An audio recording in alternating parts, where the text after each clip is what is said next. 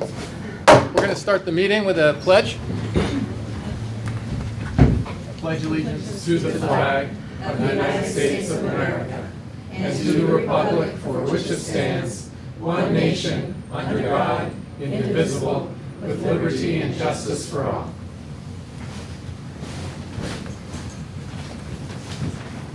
Hi, welcome everyone. My name is Kevin Ruff, and I am the president of the board, which sounds impressive until you learn that we just rotate the presidency, so it happens to be my turn right now. But I'm presiding over the meeting. And I just want to go over basically what our agenda is and how we're going to conduct the meeting. So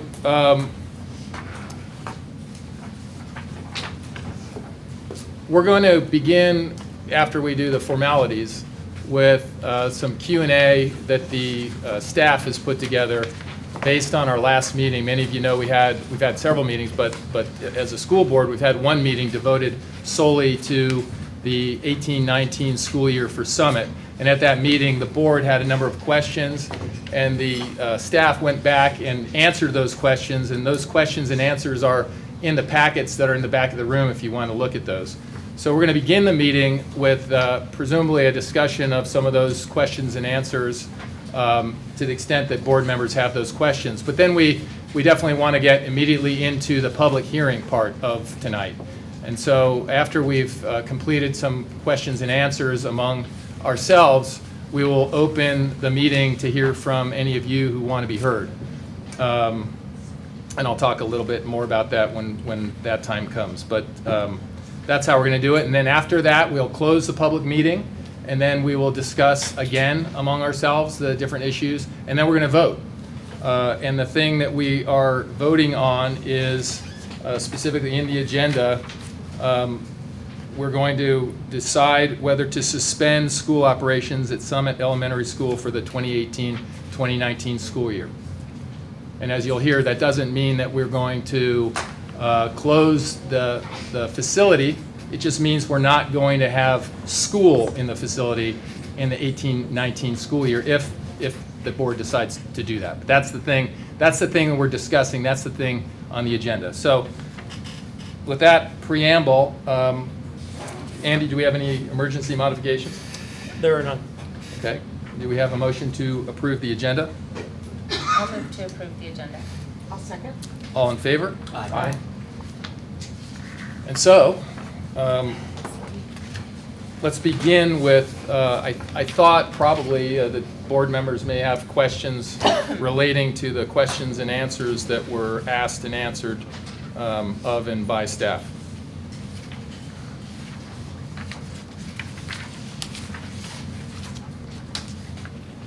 I had one quick question. This number 7 question says of the 18 currently enrolled students at Summit next year, how many lost their homes? And the answer was 1, which surprised me because I thought somebody in the audience said that he has a family of 6 and lost his home. Right. So I'm wondering if the accuracy of that number. Does anybody? They're moving out of state. Pardon me? They're moving out of state. That family will that not be family. a Summit family next year. Got it. Okay. But please correct me, because I did see some other head nods. Our understanding is that there's currently 1 student enrolled for next year, not the current student population, but for next year. Is that different than what anyone in the audience knows to be the truth? Because we do want to make sure we have accurate information. Okay, one is what we're very confident with that, but And it sounds like it's kind of not exactly a fair question and answer either, because they lost their homes, so they don't have a Of course. home there, right? right. So, Right. yeah. So in terms of this year, currently, well, I should say, students who were enrolled before the fire, how many students lost their home? 6? Marilyn, was it 4 or 5? 4. 4 enrolled this year. 4, 3 families, 4 children.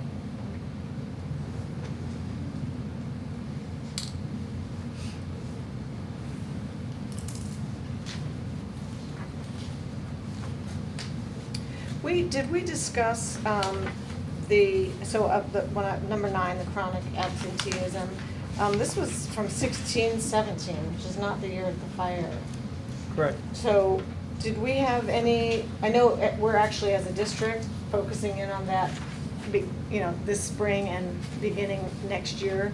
Was there any, I just want to make sure it wasn't like, oh, that year we had a mudslide and the people who were in Santa Paula couldn't get through or something like that. I think the mudslide was the So what's in previous year. what's in the pack of materials? We have 5 years listed. What you see is that from 12-13 through 14-15, Oh, okay, thank you. a pretty consistent trend, although a slight increase. But of course, when we're talking about a small overall population, it's very easy that only 1 or 2 students could skew a statistic. So for those 3 years, but you do see a true shift over the past 2 years, 15-16, 16-17.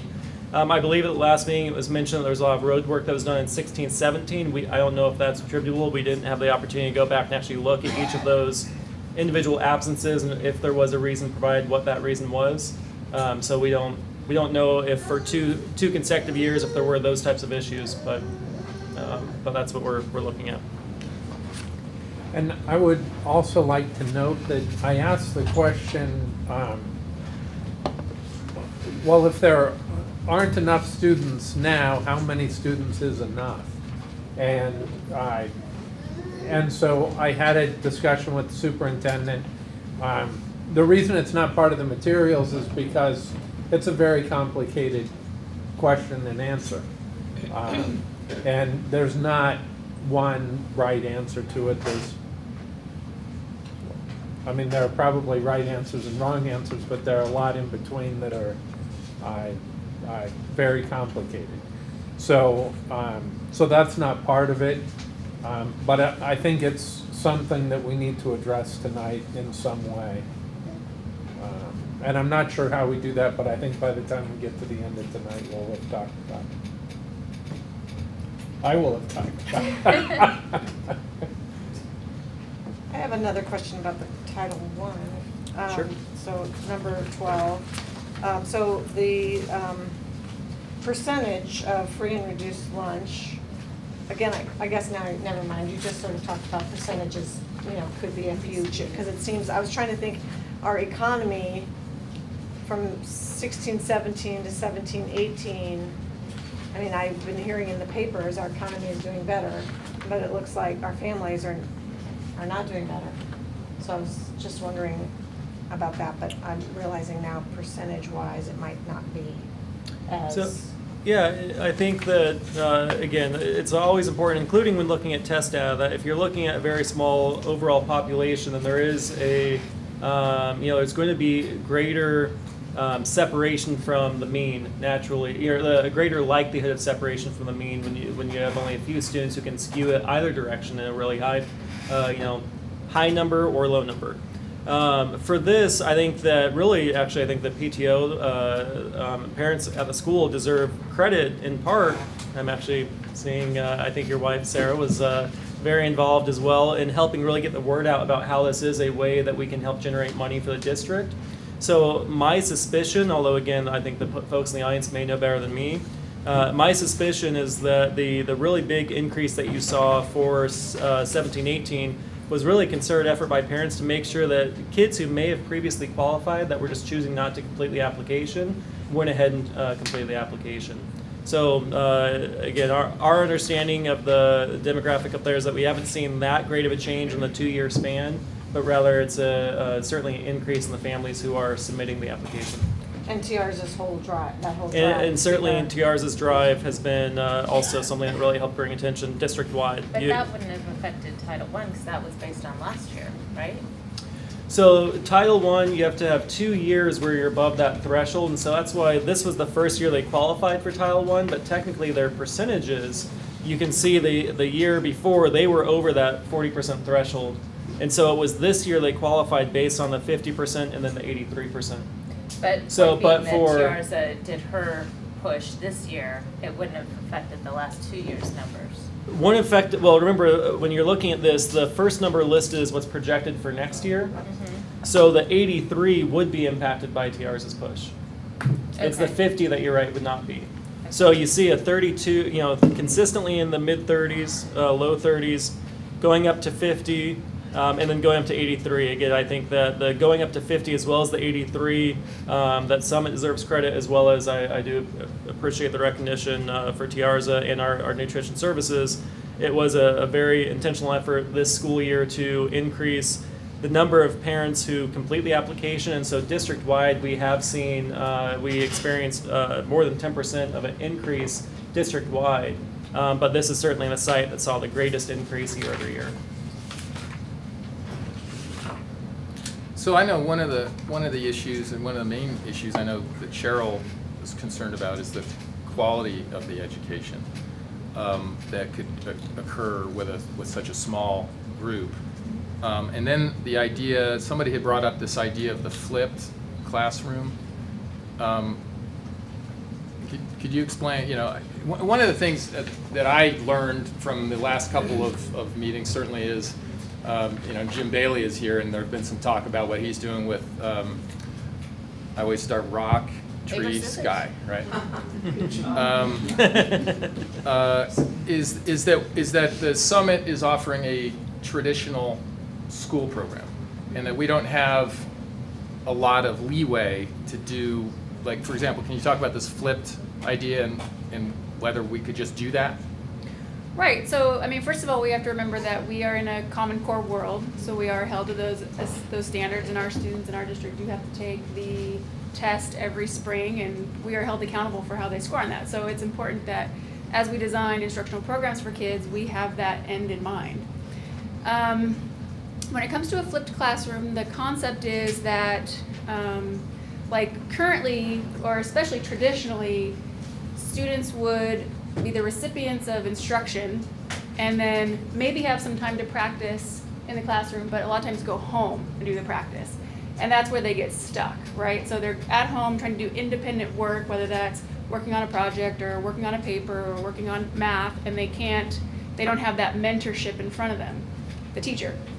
So, or the group, the peers as well. So the idea of the flipped classroom is that students, perhaps in the evening or during their independent time, that's when they're actually learning the lessons. And if you look at, for example, Khan Academy, that was built on that concept that you get these snippets of information independently, and then when you're doing the practice work or the activity or the project, you're back in the classroom, and that's where you can engage in discussion and conversation and receive the mentorship of the teacher to guide you and help you along with the project. So what I was saying is I do like the idea of a flipped classroom. I think it's a very intriguing concept, but I do think that you have to be very good at navigating the computer, and I think that you have to be a very good independent reader. So I don't see that being ideal for younger students, especially K1, 2, 3, where they're learning to read, and even 4, 5, and 6, depending on the level of reading ability and the computer skills that the child had, that could be very difficult. Well, aren't we also required to have a certain amount of minutes in the classroom? So We are. are you But- suggesting that, I mean, I thought this was sort of kind of like almost like a homeschool. You're talking about. Well, I think you could still do it within the instructional minutes. You could have kids sitting at computers while other kids are working with a teacher, right? I think that is a potential option. My concern, though, is that I don't think that kids could independently do it at young ages, not in the way that it's meant to be done, not without good, strong reading skills. And the reason to look at that was to create a different structure for Summit with the idea that more people would attend if we had something else. Is that I'm not sure how that what the question intent was was brought up? I don't remember how it was brought up. I think it was more if we're losing students because they want something small and unique there that we would offer. I mean, I know Thane has been talking about online and instruction or learning for a while. But again, I tend to agree with you. I don't think that's a model that a large group of people are successful at or that would be good for elementary. As long as we're talking academics, I'm looking at the stats on question number 2. What was question 2, just for the audience? Question number 2 is how do students perform at Summit and how does it compare to the rest of the district? And there's a definite difference.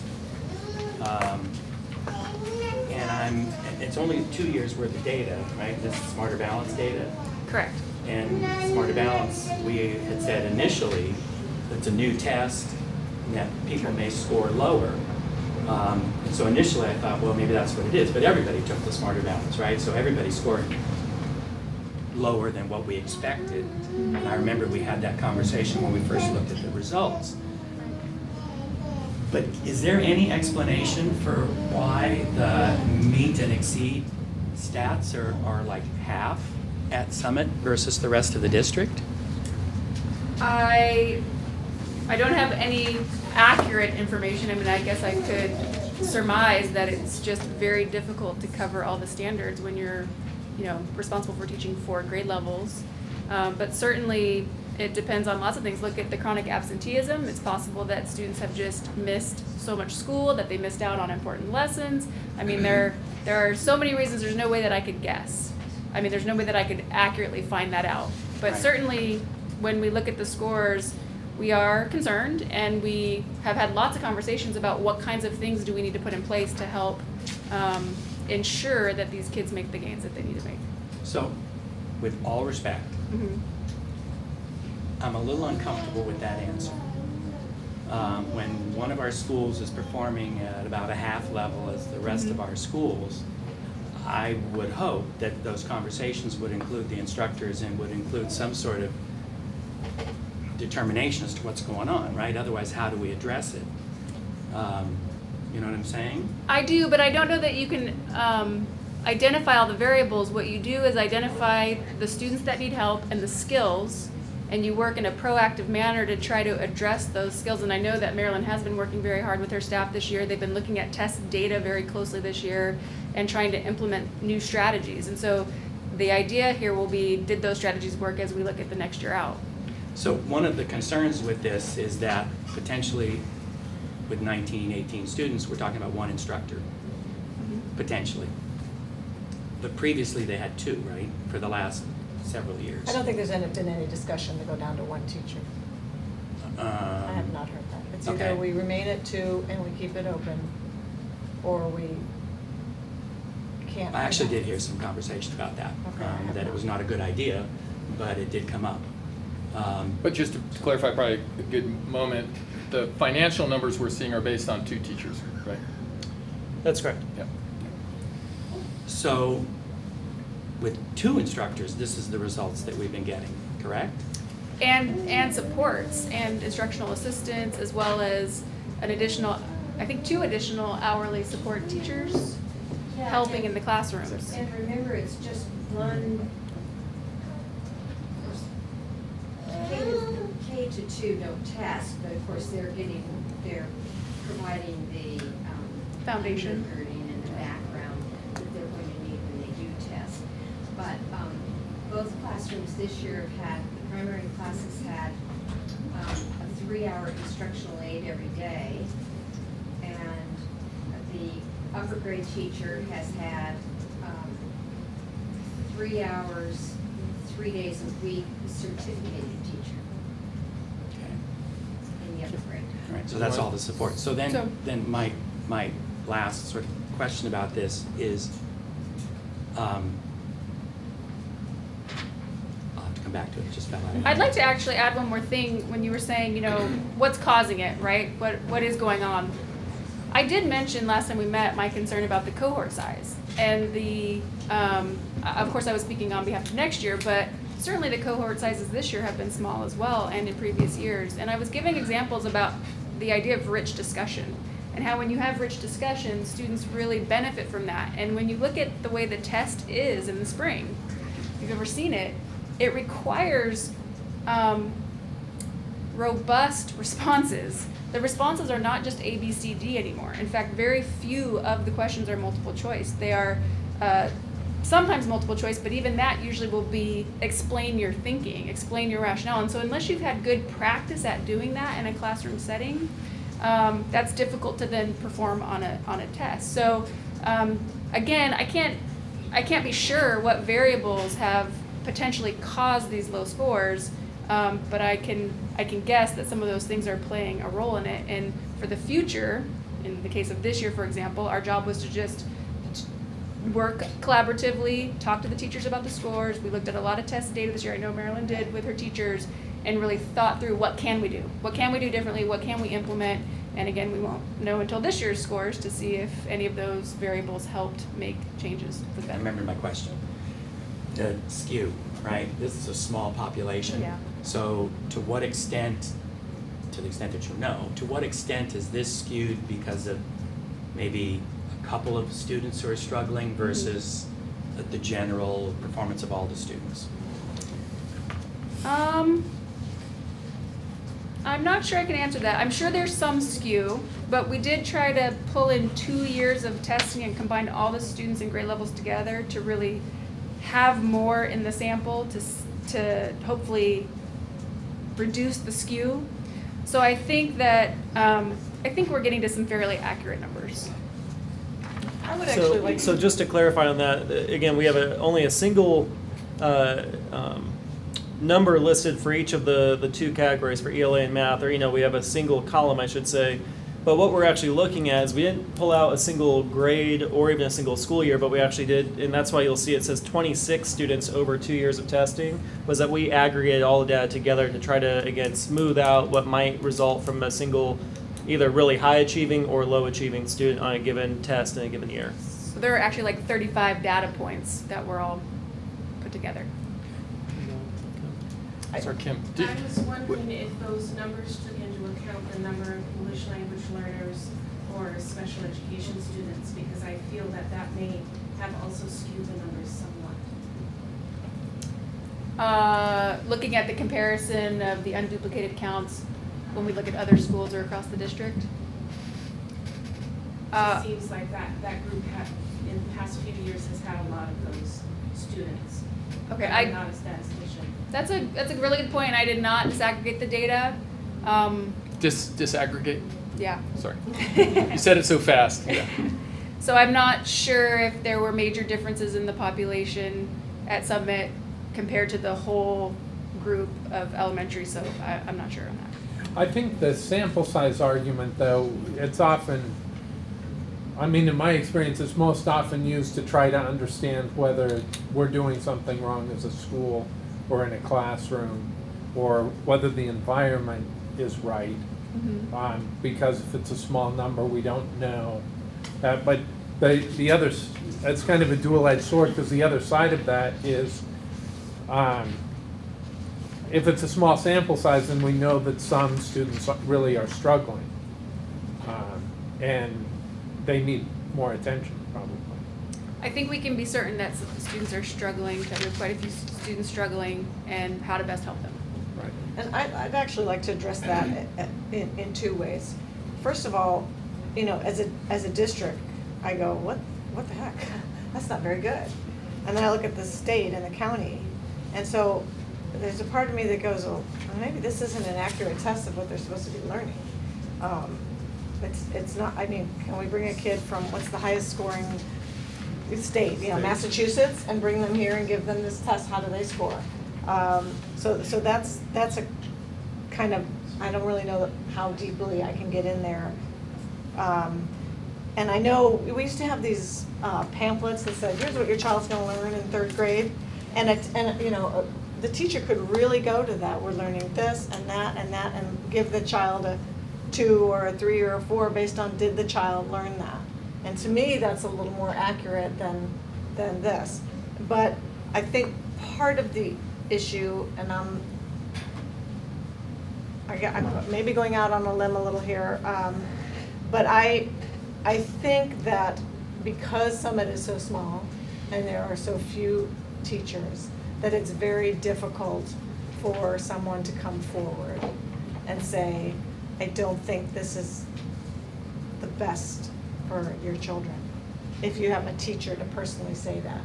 I know that I have gone out and spoken to, not this year's teachers, but past teachers from Summit, educators who aren't even, part of our district. I've talked to a couple of students at Matilaha who even said, yeah, I kind of wish, they felt they were struggling at Matilaha.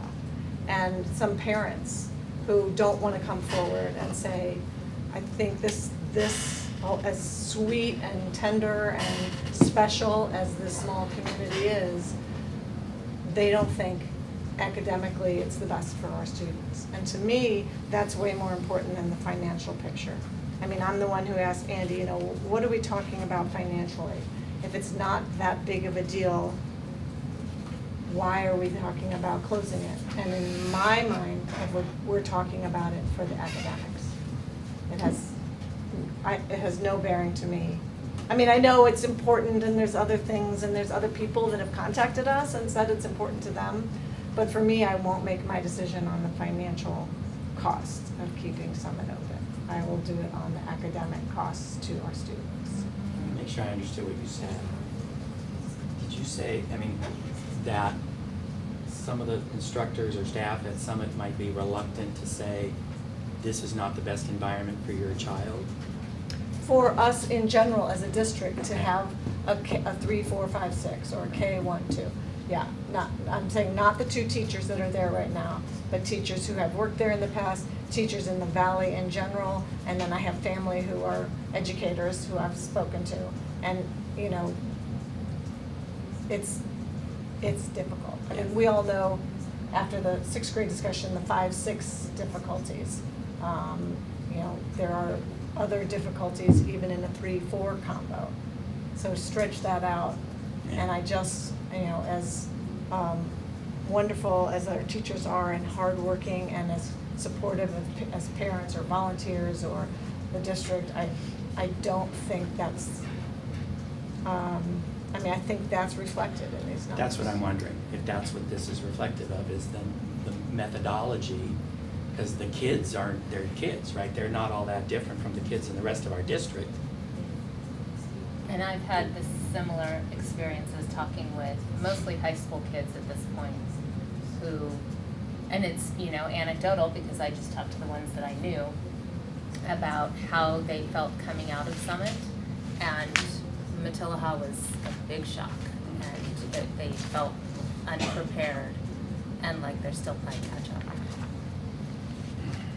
That was the response I got from the students. Since it just came up, how about the financial picture? What are we, you know, what does the money part of this look like? Sure, so that in your packets begins on question 12, and actually one item that was not included here because it was included in part of the materials last week, but I did want to touch upon because there was some disagreement. Chris, it was actually you who brought up the financial figure that I had of $150,000. That was an accurate figure. It was included in the memo from last week, but that was $150,000 as what? That's exactly what I'm about to get to. Thank you. The $150,000 was about lost revenue between necessary small schools for this current year and the ADA based on what we're projecting for next year. So that was a single figure, but that's not the whole equation. So $150,000 was the lost revenue that we know that we'd be anticipating for next year. And just for those who haven't, you know, been in this conversation deeply, so Necessary Small Schools is a program that the Department of Education of California runs, where you get blocks of money for blocks of kids. And ADA is the way that we fund the rest of our district, which is each student effectively being in a seat brings money on a per capita basis. That's so right. That's the difference. That's right. So if you look at question 13, you can see that we've detailed out 2 cost figures for the cost of the program this year. We have a we have a site cost, and then we have direct cost, but not necessarily at that site exclusively. So the site costs are the exact staff who you think of associated with the site. $356,000 is the site staff, as well as the, you know, keeping the lights on, utilities, paper, toilet paper, all those things. That's the price figure you see. However, there are additional supports that the school, of course, requires that, you know, go distinct from the general overhead of the district. You know, I certainly wouldn't think it'd be appropriate to include any portion of my time in this cost calculation, nor business office or human resources. But the people who actually do go to that site and whose work would significantly shift if the site were not operating next year, we have the 3 positions listed, or the 3 categories listed there. Warehouse driver, we currently have one 8-hour warehouse driver, and he has said that 1 hour of his day is devoted to Summit. Obviously, the drive up there is the main piece of that. Maintenance grounds technology, that was an approximation, $12,000 between the 3 departments of support for the site, support on site for the site, mowing and those sorts of things. And then nutrition services, we actually hired a new person this year at Myers Oaks to do meal prep for Summit and San Antonio. That's a 2-hour assignment, and this breaks down to being a portion of that assignment. So the true cost for the site is $380,000 for this year. That does exceed all revenue sources that came in for the site. If we were looking at, if we wanted to operate the same program for next year, you do need to add about $7,500 into the cost, because there are things that just go up every year, like STIRS and PERS and step and column. And so the total cost of running the school for next year with the current staffing Can I level. stop you there? Yeah. When I Sure. read that part of the STIRS and PERS, I thought to myself, yeah, but if we suspended operations and based on your statement about the staff basically being, for the most part, redeployed, we're still paying STIRS and PERS for those employees, I right? had the same thought. Absolutely, and so that's why we actually move into the questions 15 and beyond. So you're spot on, is that once again, just as that $150,000 number was an incomplete picture because it was just talking about revenue lost, looking exclusively at the expenditures to operate the school next year is not the same answer as what would be saved if the school were not operating. Nor is it the same as what would be the net impact on the district's financial outlook, because even what we save doesn't necessarily factor in the lost revenue if students leave the district. So that's what, if we make our way down the questions, that's where I hope we'll get to in the next 5 minutes as far as understanding what my analysis was and putting into it. So the first piece of the analysis, though, is in fact that if the school were to operate next year with the current level of staffing, it would be $395,000 or $390,000 approximately. If we are receiving ADA based on 18 students, that would be about $150,000. Throw in Title I, PTO revenue, and other sources, we're up to about $165,000. So the net difference between the revenue the school would generate and the cost, if it were to maintain the same level of services, is about $220,000. But again, I don't think that's the full picture, and so that's why we moved down.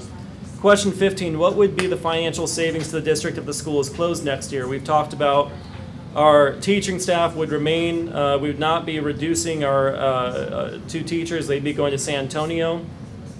We would have, Marilyn would remain with the district, but going back to her former role as Director of Special Projects. And so the actual true net savings, what we calculate, is $110,000.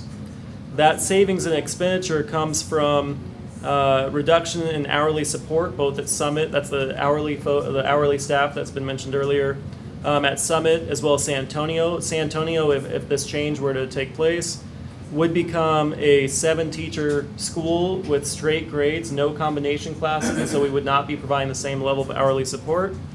Can I stop you there too? Just Yeah. one thing came up in my mind is that the agenda item, as we discussed it in the discussion, the pure discussion as opposed to tonight, specified that the school services currently at Summit for this coming year would be at San Antonio. Right. Whereas tonight's agenda doesn't specify that, and I wonder, is it, your inclination is not different, right? I mean, Correct. The plan is it would go to Summit, San Antonio. That's correct. Yeah. The busing would be provided at San Antonio. Right. We'd like to keep as much of the staff that's at Summit at San Antonio to provide continuity for the kiddos who would be going through this change. Sorry for interrupting, you were still. So again, $110,000 is the total savings that I believe the district could yield from a school closure for the single year.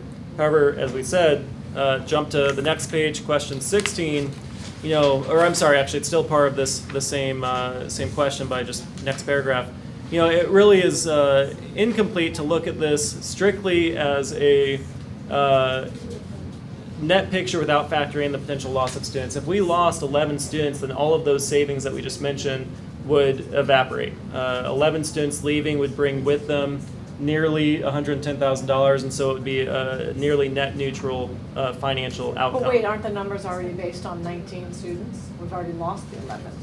I'm saying that if Summit is closed and San Antonio is where we're trying to encourage the students to attend, if some of those 18 students chose to leave our district and not make the move down the hill, then that would be bringing revenue potentially away from the district, as opposed to if they did go to San Antonio. Does that make sense? And we So of the 19, there's an assumption we'll lose some of those, they'll go elsewhere. So that's what starts eroding some of those potential savings, would be if all 19 kids said we're not going to go down the hill, then there's no question that we would not see financial savings from this decision. However, I do still believe that even that is an incomplete picture, because you have to also just look at the allocation of resources, and that's what, again, we try to touch on in this item, which is, even aside from whether or not there's cost savings, there certainly is a greater number of students who potentially would benefit from a change. Again, if San Antonio were to go to 7 teachers, we could fully bring down all the Summit students, still have the ability to accept kids who are currently on a wait list who otherwise may be denied from being able to be at San Antonio next year because they are at their cap. 28.4 to 1 is the student to staff ratio there. So by bringing down the 2 staff, we lower their class sizes, eliminate combinations, and accommodate more students at that site. So again, even separate from whether or not there's cost savings, there certainly is a reallocation of resources that would be able to potentially serve a greater number of students. I'm assuming that wait list, those students are less likely to go outside of the district. They would end up at another school in the district. Robin, do you have any sense? I mean, San Antonio is a school that does draw from private schools, but do you have There are a... some students that would go back to private, for sure, on our wait list. But I think generally speaking, Shelley, your assumption's accurate. I do think that when we look at 6 students who are traveling from Fillmore, that certainly there's a higher likelihood that some of those students may choose not to come down the Denison grade than the San Antonio waitlist goes. And on the flip side, if we kept Summit open, that 19 number doesn't feel accurate either, that there's a family who already said they enrolled at Muku but would stay at Summit if we kept it open. So it's more like 21, 22 if we kept Summit open. That's Danielle, right? Yeah. She's behind you, Marilyn. The current students who are enrolled for next year is 18. We have heard from a member of the audience last week that if Summit remains open, that she would be bringing her children back, so that would bring us up to 21. We did solicit through that survey that we asked each parent to provide a response of whether or not they would be remaining at Summit next year if it is open. Actually, Marilyn, we haven't checked on this recently, but as of last week at least, we still had an undecided response from 6 students. You mean of that 19, 6 are like, I'm not even sure if it's open, I'll go? Correct. I want to just throw out there right now, and it's just to throw out there, we could open the public meeting, or the public hearing, and then hear from the public, and then when that's over, we could go back to our Q&A, or we could just exhaust all our Q&A ahead of time, but, Can I ask one more question and then I'm ready? yep. So strictly from a financial perspective, and school math is complicated, but if it's been costing about $380,000, $390,000, $400,000, ADA for a student is $10,000.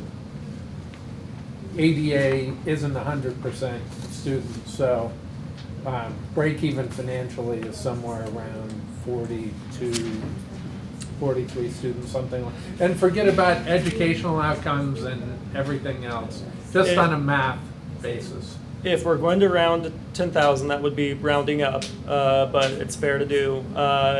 Once we factor in the ADA impact, then right, I think that 45 puts us close to a net break even. We'd no longer be taking the necessary small school allocation, we'd be taking the ADA allocation in that standpoint, and I think that in that general point. Now, Yeah, I think that's fair, Thane. Well, and I was just looking at the actual numbers, and we've kind of been right on that razor's edge, maybe losing a little money. So, I mean, we're not here to make money, right? We're here to educate kids. But we've been close to losing money for a long time with the school. So I guess my point with that is, if we've been losing money already, losing a little more money isn't what's going to hurt us. It's not educating the students that's going to hurt us. Anyway, that's just my thought. I'm ready. And just to be clear, the school district doesn't make any money. We Right. pretty much spend every nickel we get on the school district, on education, and we have to retain some percentage as a reserve, and our current expectation, looking at the budget for the next 2 years, is that at the end of the next 2 school years, not, assuming we maintain that 3% cushion, we will be at a 0 in our bank. So we'll have 3% as a reserve, and we'll have nothing left. You know, we get new money every year, but it just goes to show the precarious aspect of running a small school district in a very expensive place. Do we have a motion to open the public hearing? I'll move to open the public hearing. I'll second. All those in favor? Aye. So we're now opening the public hearing. I have a couple of speaker so-called cards. They're 8.5 by 11 sheets of paper. Anyone, you may hear something that makes you want to speak as well, and that's fine. I think we could even accommodate people that don't necessarily fill out one of these, but we would like to do it formally and at the podium, and that's because we do have this on tape and people do watch these, and it's impossible pretty much to hear what's happening in the audience without, you know, being at the microphone. So, Barbara, would you like to start? Did you want to talk about, I just want people to know, if you yes. have never been to one of these or you don't go to city council meetings, there is a little button on there that kind of warns you. We want to try to keep people from, I don't know, going on and on and on and on. Filibustering, thank you. She persisted. But that's what, if you see that and you don't know what that is, it's to keep you to a 3-minute, hopefully 3-minute-ish question. Or now, if we stop you and ask you questions, it would be after the 3 minutes, and that's our time. But that's what that button is for. So. Thanks, Barbara. It's always hard to go first. And Louise, I think, will be next. Okay, so basically I just have some statistics on the English learners and the test scores for the OHI schools. And I think OHI is a pretty glaring example of the higher the percentage of language learners, the lower the test scores for all of the schools. So just to point out, so they're not in order from highest, but Summit has the highest in percentage of language learners at about 30%. With the lowest test scores, which I'm not sure, were you focusing on the total test scores or the math or the, I have a bunch of different versions or a bunch of different tests here. But I'll just go on it. And then Minor Oaks has the next highest percentage of language learners and the next highest test scores, and then so on. So the schools with the lowest percentage of language learners do have the highest test scores. So I think there's a pretty direct correlation, or inverse correlation actually, of the number of language learners, the lower the test scores. So I think. Do you have the numbers on those other? You said 30% for Summit. I have all the numbers right here. But I'm not sure the test scores are the CASP, math, CASP. I'm just looking about the percentage of English language learners. Oh, the English language learners at Summit is 30%. The Minor Oaks 24.7%. Miramonte 16%, San Antonio 23%, Topa Topa 16%, and then Valley Oaks on here, but Valley Oaks not really. Thank you. And then I just had a couple of questions about the chronic absenteeism. You have all the data and statistics for Summit, but what about the other schools?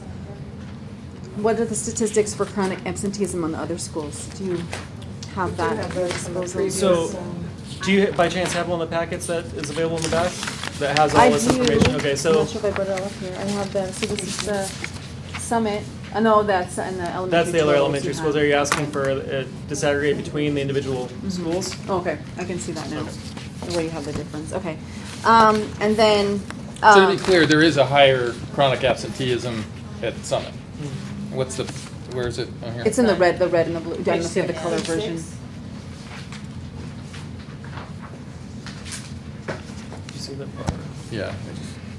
So these are years. I don't have colors, so. Yeah, the larger number in each case is Summit, and the smaller is elementary schools district-wide. Yeah, well, So does the district-wide not counting? Sorry, Summit? that's elementary-wide, and that's not counting Summit. No, it includes Summit. Oh, it includes Summit, Yeah. sorry. so it would even be a All bigger, elementary so it would be a bigger together. delta. Right, right.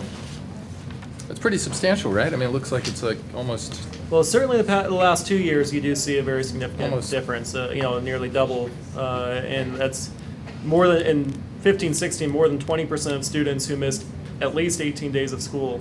But again, before that, I do think that those are very similar numbers, even though you do see that Summit does always have a slightly higher trend, but Yeah. they're very similar for that And- population. although I to be, think you've hit on. I'm sorry. I think you've hit on the point already too. But Yeah. that because the 1 year the roads were closed. I mean, it took us about 20 to 30 minutes to get to school some days when it normally would take 10. and I wanted to clarify too, because it sounds like chronic absenteeism is like being, what's the expression? Truant, which it's not. They can all be excused absences. So chronic absenteeism is literally merely the expression of how many days of school you missed, not why. So it could be completely legitimate reasons. Right. Okay. So that is on there. Barbara, And can then you back to remind me too, just as an aside, you have one the kid. sixth grader and a fourth grader. And so you have the Currently. fourth grader who would continue at Summit, the sixth grader is going to Mupu. It's probably Muku. Yeah. So right. Yeah. So the test scores being lower and the English language learners being higher. A lot of the parents don't speak English at all. So I think that probably affects test scores because parents might not be able to help their students with some of the homework, especially some of the new Common Core material that does require a lot of reading. So I think that might have a direct bearing too on the test scores, just the amount of parents that are available to help, and if they're working a lot, they might not be quite as available to help. Because with the free and reduced lunch, I know that maybe more surveys were filled out, but 83% compared to 24% is that's a pretty big difference, regardless of whether everybody's filling out surveys or not. I think that's For substantial. what it's worth, on the math textbooks, even English-speaking parents can't tell the I know. I'm a sixth grader. I have to try and decipher his homework too. It's definitely difficult. So we don't have as many students to participate in Common Core, but we do have a lot of all-school activities that are really enriching for a lot of the students that I don't think we brought up last week, and I know we brought them up before. But things like, I don't know if any of you got a chance to go to the Shakespeare play that occurred last Friday. Did you get a chance to? I didn't have Anybody a get a chance chance to. to I've go? heard about it, and I heard So how great this it is the was. second year they've done this Shakespeare play, Yeah. and it's a Shakespeare for kids. Last year they did a Midsummer Night's Dream, and this year they did 12 nights. 12 nights or 12 Yep, nights? 12 nights. It's one of those. And the students this year actually asked for more Shakespeare language, so they wanted more of that Old English, which I think really shows a lot for the level of education and their desire to learn. So maybe it's not learning how to, maybe having good discussions, but trying to decipher the Shakespeare language is a pretty big task, and their students are willing to do that. And then also the talent show that's coming up this Friday. So regardless of the decision, we still invite you to go to this talent show. It's based on The Greatest Circus, or The Greatest Showman. It's phenomenal, and you see our kids performing and acting, and kids that are normally shy will stand up and participate in these, and willingly, and not hold back. I mean, they're learning other skills too, besides just Common Core and NGSS and the traditional school things. And the sixth graders, I've been volunteering to do the yearbook for the last 7 years, or 7 years. I'm not even sure, but what we do is we do digital media. So the sixth graders are getting experience just using digital media and making books on digital Just the editing. digital media. Well, we use the publisher's software, which is you build a book, So they're not getting Adobe, but that's because I couldn't afford to get that on my own computer. So, or I didn't want to spend that much money for Are you just a teaching little it? bit. Or who? I facilitate doing the yearbook, and so what I have them do is I have them actually going in and using the software and putting in pictures and text and things like that. And it's pretty basic. I mean, it really is. It's not anything super high tech, but I think it's still a good experience for them that they might that they're just getting that experience and some of the digital technology that they'll be using. And the students are really learning a lot. I mean, my son comes home and they're doing PowerPoints and he Skypes with his friends and doing all sorts of digital stuff that is, I think, even above and beyond sometimes what's expected of them. So they're really getting a lot of education. And then they also have a lot of social interactions that they're doing with being in the classrooms. That they're learning to work with students that are different ages and feeling comfortable with it. And there's no social stigma of someone being in third grade or someone being in sixth grade. They still work together. And then I know some of the teachers really appreciate that the students can flow from different levels of maybe someone's a little bit lower in math skills, so they can work with a lower level and gain those math skills before trying to move on to the next ones, rather than just being stuck not knowing how to do it and then all just advancing faster and faster and faster, but still behind. And the students can flow freely from these groups, and there's no social stigma. Maybe if they're a little lower in reading, they can work with the lower level, or if they're higher in reading, they can work in a higher level. Mrs. Smith offered a wonderful program this year where she actually took some of the higher level readers and took them aside and let them and discussed a few books this year. So they're getting to move across grade level boundaries, okay, whether in either direction. So I think that's a good advantage, and it's nice to, for a small school that is able to do that, because in a bigger school you might not be able to do that as well, because you can focus a little bit more on individual needs. Small school compared to a big school.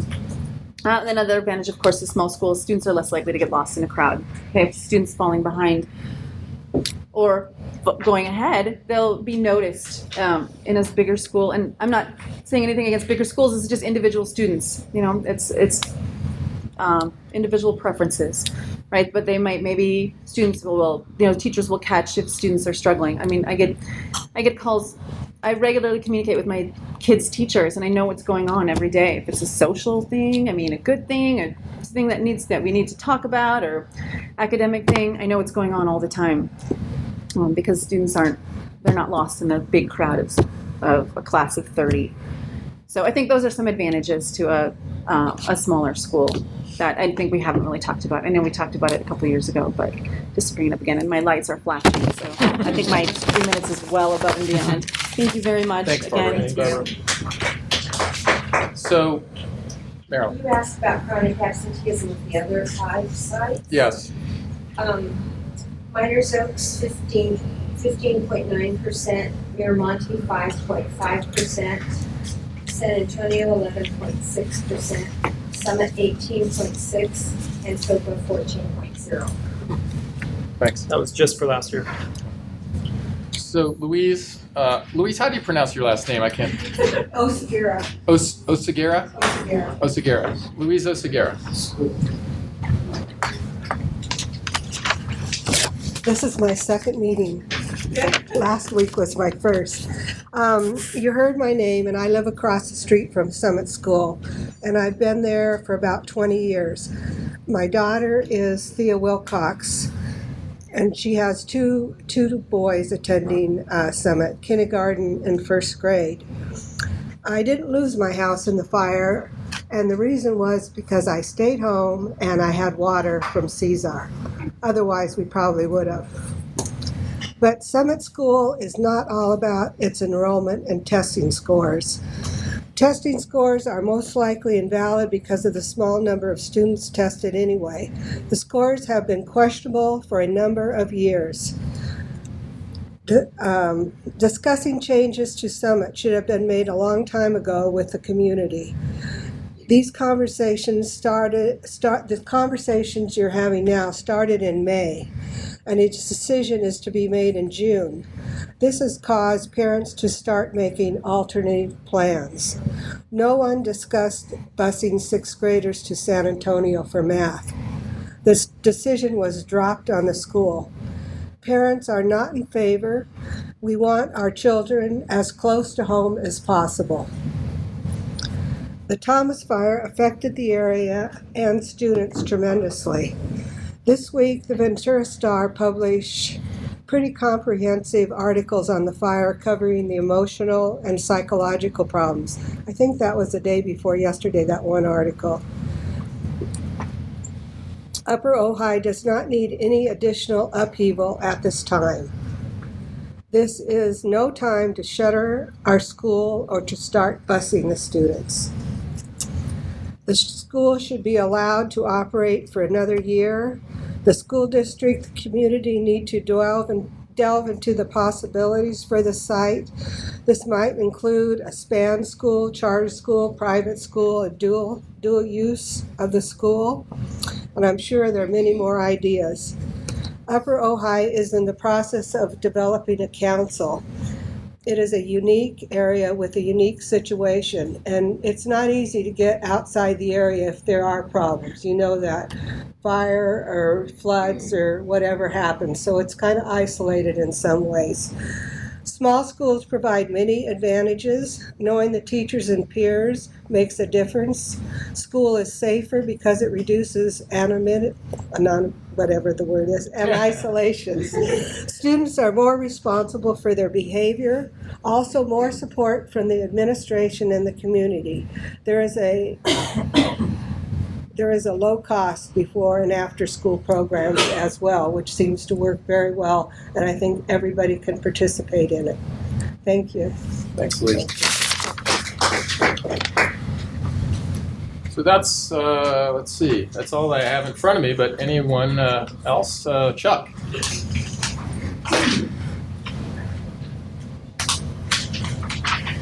Good evening, school board. I really appreciate the questions that you ask and the concerns that you put forward on this topic. Chuck, could you tell the audience my who name is you are? Chuck Crawford. I've worked for the school district 22 years. I'm president of the CSEA. I've raised 6 kids here in the district. I haven't had to review this, I think, since about 2003, but I really appreciate Andy's.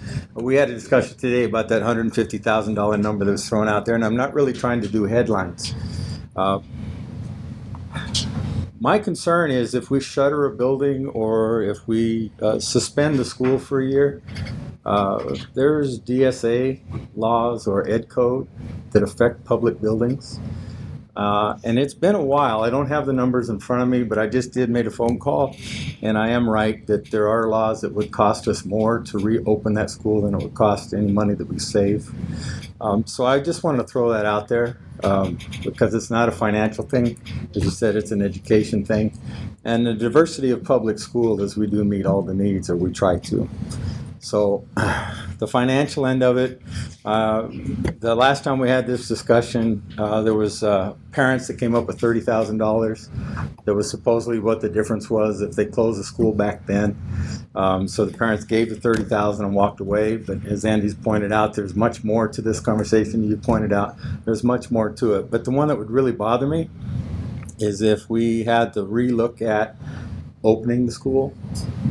We may not be able to. I mean, we're already struggling with the budget, but DSA, we've already had those discussions with Measure J, and you've dealt with almost 35 years worth of closing things that have nothing to do with the Summit School. But I think this is something that we need to think about. If we're looking at saving money, this move could actually cost us money if we close that school.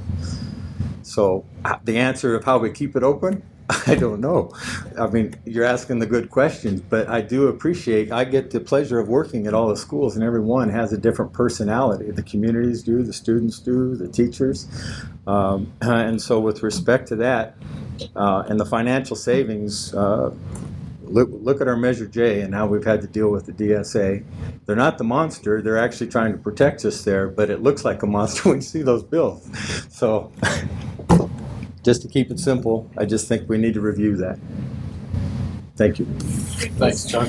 So, Monsters always say they're trying to help you. brief interlude. I mean, do we know anything about this issue? So if So, some, and let's be clear. So my understanding from the last meeting was that to the extent we made a determination to suspend school services at Summit, we would not be closing Summit, the building. We would expect it to be, if not as utilized as now, even potentially more so. As Louise mentioned, the Summit Council, et cetera. Also, I think there's some expectation of after-school care there. So, is there some DSA like switch that goes like if you don't have a class in there, then suddenly, do we know anything about this? so it's of course never easy. What the Ed Code has is if a school district fully ceases all school operations at a particular site, and so that's where the question would be: what would this board seek to utilize this site for next year? If we are offering enrichment programs up there at any point during the year, that certainly would not be a ceasing all school school district operations. What if it was a bus stop, that's where kids are picked up? That's where I'll need to have our attorneys weigh in on individual circumstances. The good news, though, is even if we did trip that parameter, that threshold, the things that DSA would want to see done would be the things that we'd be investing measured dollars in anyway. It's not a matter of the buildings themselves having to be completely torn down and built new. It's a matter of our ADA accessibility, that the current issues in our paving out in the parking lot and the slope of incline going to a classroom would need to be brought to current compliance. So, of course, if we did trip that threshold, which again I don't believe we would, depending on where the board would want to go with this, then the investment that'd be required would be the investment that I'm confident this board would want to make in a school that we have a long-term commitment to. I wouldn't want us to trip the threshold. Well, we will get our full legal opinion on knowing exactly what things we can do to make sure we wouldn't. I've been unclear on another point that kind of relates to this. If we were, so to be careful, if we were to use the school less,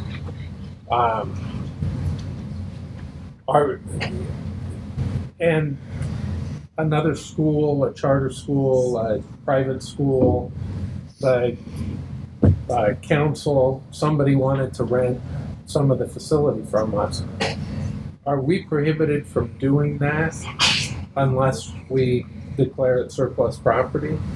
Or can we rent part of the facility? So we certainly have the right to rent part of the facility under any circumstance that we'd like. If the board were wanting to entertain the potential for a long-term lease, and actually, long-term, kind of similar to residential, is considered actually only in excess of 30 consecutive days. If it was a long-term lease, then it would need to go through the 7-Eleven process to make a recommendation on that process. So it would have to be month-to-month rental. Again, a partial rental would be, there'd be no restrictions around. Or if it was a group wanting to use it, 4-H want to continue to use it every Tuesday, no problems there. If the council wanted to use it for barbecues and gatherings on the weekends and yoga classes on Tuesdays, no issues. The issue is that if you have the entire site become exclusively used by a tenant over a period that exceeds 30 days, then we have to go through the 7-Eleven process. Would anyone else like to speak? This is, again, the public hearing aspect of tonight's meeting. If not, we'll close the public hearing. Anyone? Would anyone like to move to close the public hearing? I'll move to close. I'll second. All those in favor? Aye. So we're back among ourselves. So there's a point I want to clarify.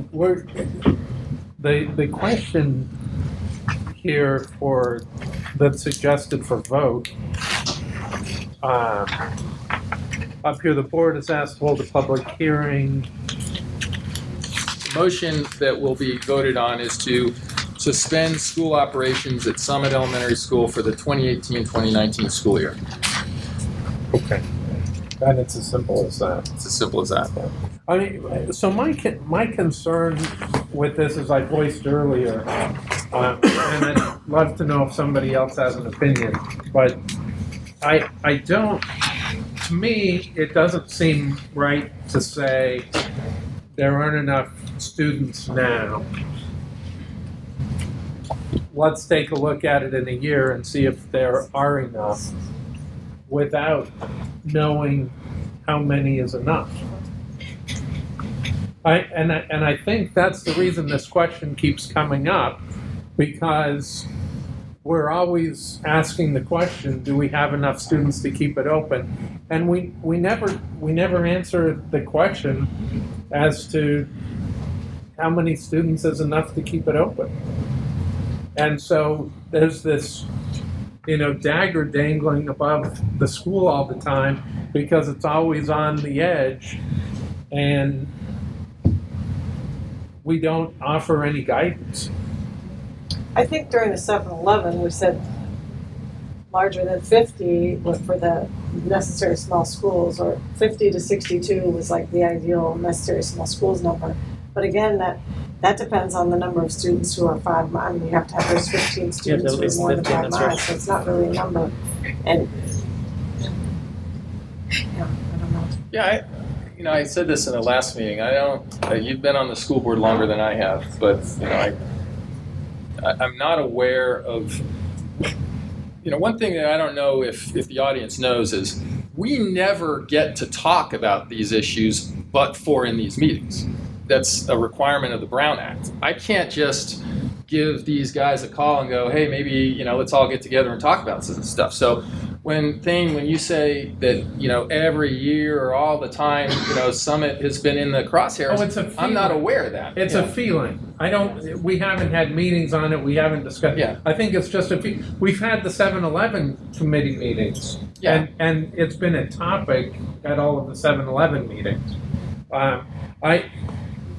As far as I'm aware, the board has only addressed it once before, but through our committees, it's been a discussion point on an ongoing basis for a lot of years through the committee meetings.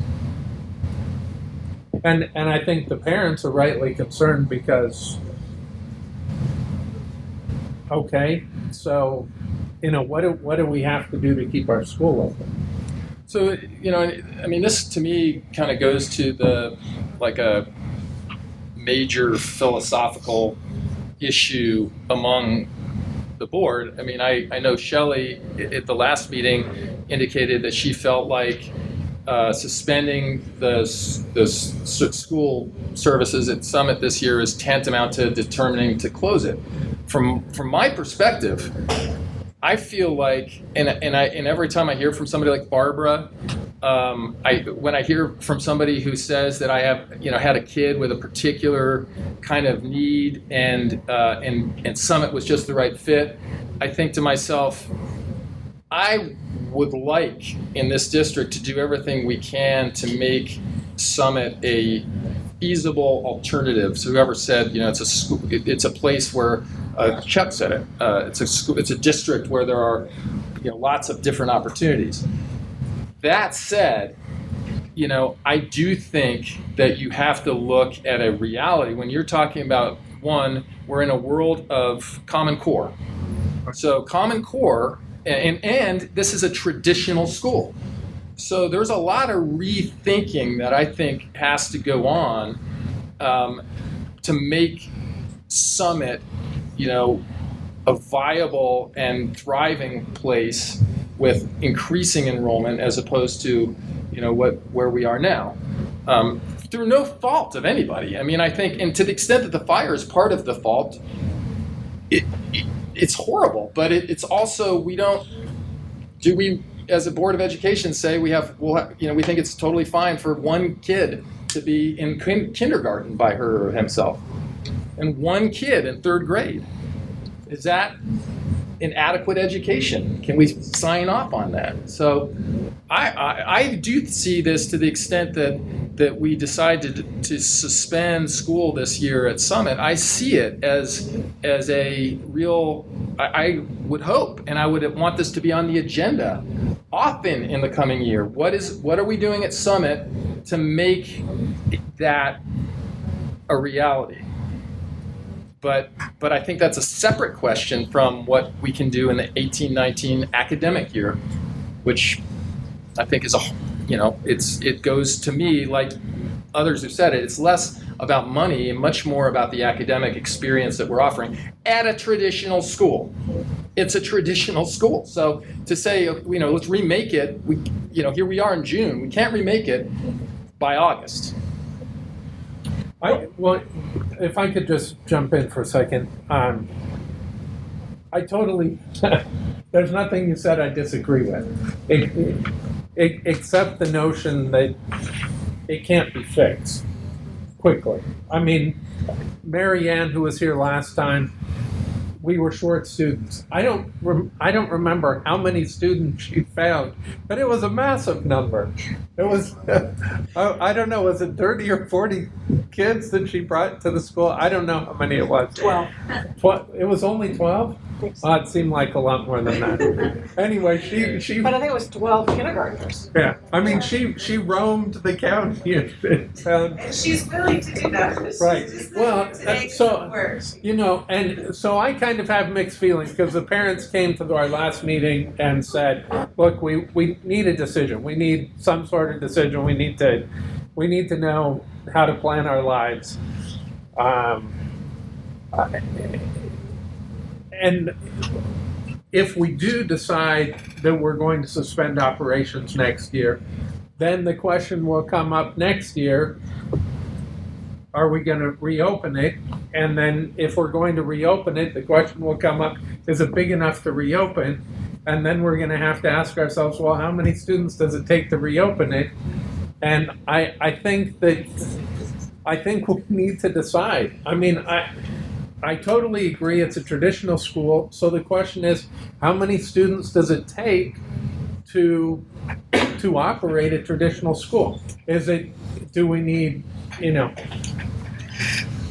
no more than 2 grades in a combo class, at least 20 kids per combo class? I don't know what the math is there, but probably about 60 kids. Whatever the number is, do we have that? And, in this first year, it's highly unlikely that we're going to find 40 plus kids over the summer, although Mary Ann is confident she can find thousands. But I would actually like to address that because I know. Is that okay? Are you? Yeah, no, I'm pretty much. I just probably had one more sentence and then I can shut up for a long time. But it was just that I would be okay with having if this is the criteria every year to look at whether we should operate the school, because I'm confident that we could. There's going to be like 3 or 4 sentences, and then but this year. And maybe the parents don't want this, and so I'll take it off the table, but it would be, okay, because this is coming up so quickly, what is if there were a change in the next 2 months, what would that change have to be to change our minds? I mean, I think it's highly unlikely, but if that's, something that the community wanted, I'd be open to that. Okay, I can be quiet for quite a while now. No, I have. I've heard that people are sort of saying that the district is not doing enough to recruit people to bring them in, and I think there's 2 problems with that. So my children were at Topa Topa, and when my oldest was there was 22 students. 22 teachers. Next year there will be 12 teachers. So they have lost almost half their teachers. So for Summit has lost a third of their teachers, right? We used to have 3 teachers, now we have 2. So that is a phenomenon that has nothing to do with Summit. It has to do with the Valley or the birth rate in California. It's happening everywhere. So to sort of say the district has been ignoring Summit, I don't think is accurate. The question, can we do more district-wide to bring in students? Why haven't we been? I think it's, the chicken and the egg. Well, unfortunately, we have declining enrollment and we have no money. So we have no one who can do that, no one to create those brochures, no one to go around and recruit families. That requires time and energy and money and drivers. And I don't think a district that's losing a third of its students or 40% of its students in a 5-year period, I don't think a board would sit here and say, yeah, we want to take money away from teachers who are not working, who are losing 7 days, from our students who can't go to school those 7 days because of our enrollment, and instead we want to produce some flashy posters and put in, I recognize. I really felt if there was a reason, like if we could do this and we would get students, then yes, let's spend $60,000 because we might get 50 students. But I just don't know that students are out there. I don't know that we can pull. I know all of the schools, even the private schools, are having fewer students than they used to have. So I don't want us to get caught into this. There is a way to solve this. I think if you have to decide, do we want to keep it open for 18 students or if it's 24 next year? I don't think saying every year we'll tell you, hey, if you can get to 40, we'll keep it open. I think that's the problem. They're saying that doesn't work because people who might be drawn to it are not thinking, well, I don't want to start there if it's not going to be there next year. So I don't think that's a solution. I think there are fewer children in our district and even in our surrounding areas because of cost of homes or whatever the reason. And if we want to choose to keep it open for the number of students that we have, we should commit to do that or not. But I know at this late date, we're not committing to more than next year. But if we are, if Shelley's thoughts, Kevin's, they have different thoughts. So as a board, we'll have to come together. But my understanding is we don't want to address that tonight, that we need an answer for 2 months from now. And that's what we'll discuss. And then come 2 months from now, we can have board members or community members bring before the board options for the future. And to clarify my position that's been stated by everybody else, what I meant by that was if I were a parent at Summit and I was told that it was closing and we had to transition to a new school, I would have a difficult time saying to my kids, okay, we're going to be here now, and then we're going to go back and transition them again. So the effect of closing for a year, I think, will, regardless of our decision, create a situation where we don't have the students to open it back up. That's where that position comes from. And which is why this discussion is so important and this decision, we can say all we want, it's just about next year, but I have a hard time believing that it is. Can I just throw a contra, and it's anecdotal, but just a contra example? Okay. Like, we went to Topa, and then we moved into the area of San Antonio, and my son, Jim, he's a friend of your son's, I've met him. Went to San Antonio for a year, didn't like it. So went back to Topa. It wasn't hugely disruptive. You guys. And we got an email. We got a number of people giving us input, and I don't know if you saw, we got a very, very late, just this evening, email from a woman who was describing how she started at Summit, I believe, or went down to San Antonio, didn't like it, went back to Summit. I just don't take for granted that.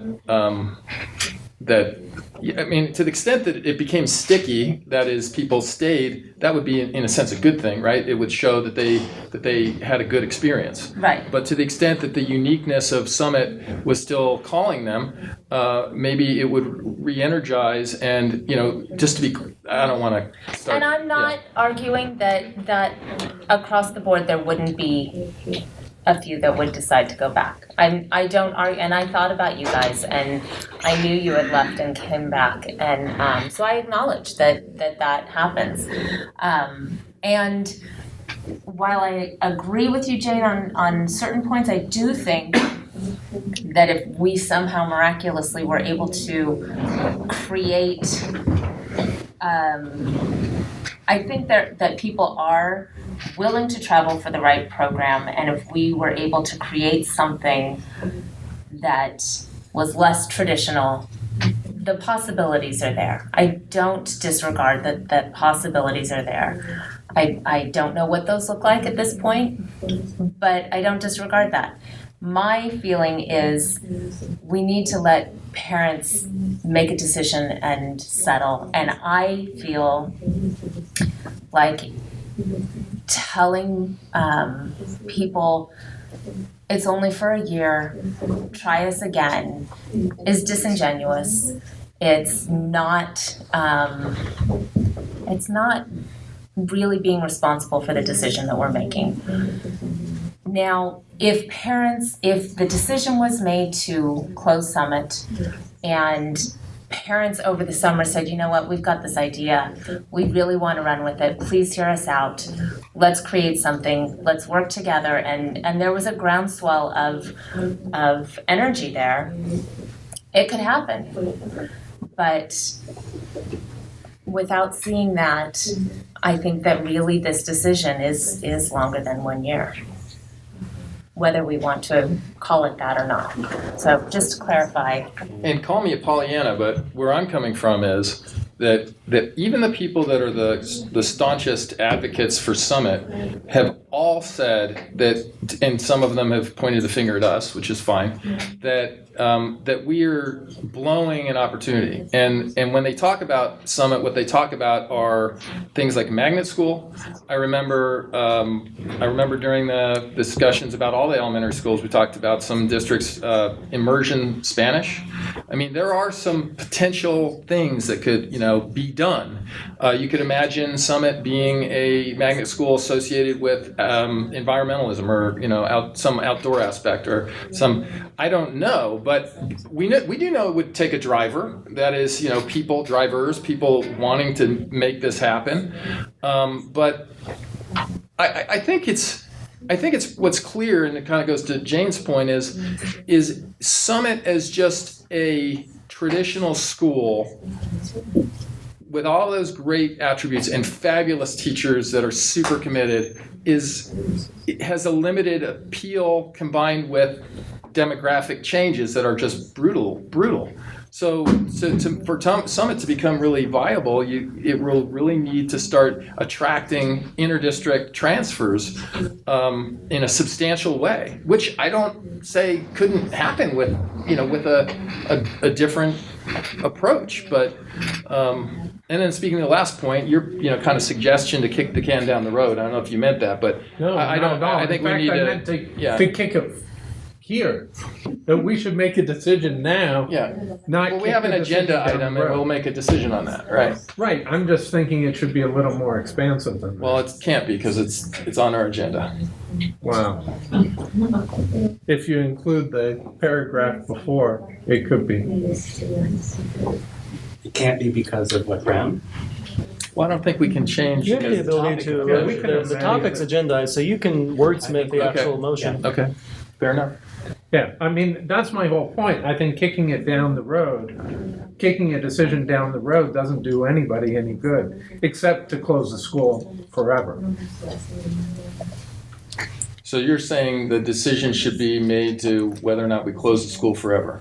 No, I'm saying that the decision should be made, what would it take to reopen the school? But I mean, if we decide to suspend school this year, I mean, we could, at our first meeting in August, our, meeting in September, we could agendize, what potentials there are for Summit. I mean, to make that decision now or just willy-nilly just decide among ourselves, here's what it would take to reopen Summit. Well, we're willy-nilly, right? we're willy-nilly deciding to close it. We can willy-nilly decide to open it. I'll be willing, you be nilly. Well, I don't agree with that at all. I don't think it's remotely willy-nilly that we're making this decision. I think it's been a really difficult and extensively talked about and researched, and lots of information has been provided. And so what I mean by willy-nilly is to just arbitrarily choose a number, knowing that we would never stand by it, because any number we chose, if we said 40 and someone said, well, we got 39, what's that 40 then? So I don't know that. It seems to me that the bigger issue is the first issue is what do we do this coming year, and then to the extent that we are making decisions about the future of Summit, I think that is a process that we should commit real time to it, and have multiple meetings about it as we go through the coming year. Because we've never in this district permanently closed a school, ever. Big deal. So I think it's worth that time. Then I think we should, if we're going to, I think we should make a commitment to do it. To have those discussions. Right. And I would agree with that. I would not want them to drag on too long into the school year. I think parents absolutely deserve to know what the plan is and be able to make decisions regarding where their student is going to go. Yeah, but whether that's September or November, I don't know that. Well, no, but if we're pushing to, that's my point is I don't want to see this drug out to January, February, March next year. I would actually like to address that. There's something that you said that brought me back to some of last week. So we're talking a lot about parents making this decision and how parents are feeling. And I was most touched last week when people were talking about what they have been through with the fire. And I have spoken to a couple of I don't want to call them counselors, but therapists, child development experts or something. I don't know exactly what their titles would be. I think the thing that hit me is, kids are pretty resilient. I mean, talk about Jem going back, and kids, friends even who aren't in Upper Ojai, whose kids are here, where they had the same thing, evacuating, not going home I have a friend on Creek Road who didn't go home for 5.5 weeks. The parents are still profoundly affected by it, having trouble going to work some days, and the kids kind of aren't. And the kids are kind of still riding bikes, still shooting hoops, still kind of playing those games. And I'm not saying that that's every child, but I do have a push me, pull me in terms of the pushing me away from keeping Summit open is the education factor and the children and the resiliency of children. Pushing me towards keeping Summit open is, what the parents have been through. And for me, I don't know why those are two different things, but I actually thought, maybe I should look at our mission statement, and I don't know. It's just, I'm throwing out thoughts. It didn't go anywhere, but. It's funny because both in the last meeting and last night thinking about coming here, I've been reading both of these a lot, and thinking about it, and for whatever that's worth. A couple of things I wanted to write, and I'm going to argue against myself to give you a break. But Kevin can take it. That's the reason he's going. Philosophically, and there's a point Jane brought up. Well, you were talking about going out to other districts and recruiting kids.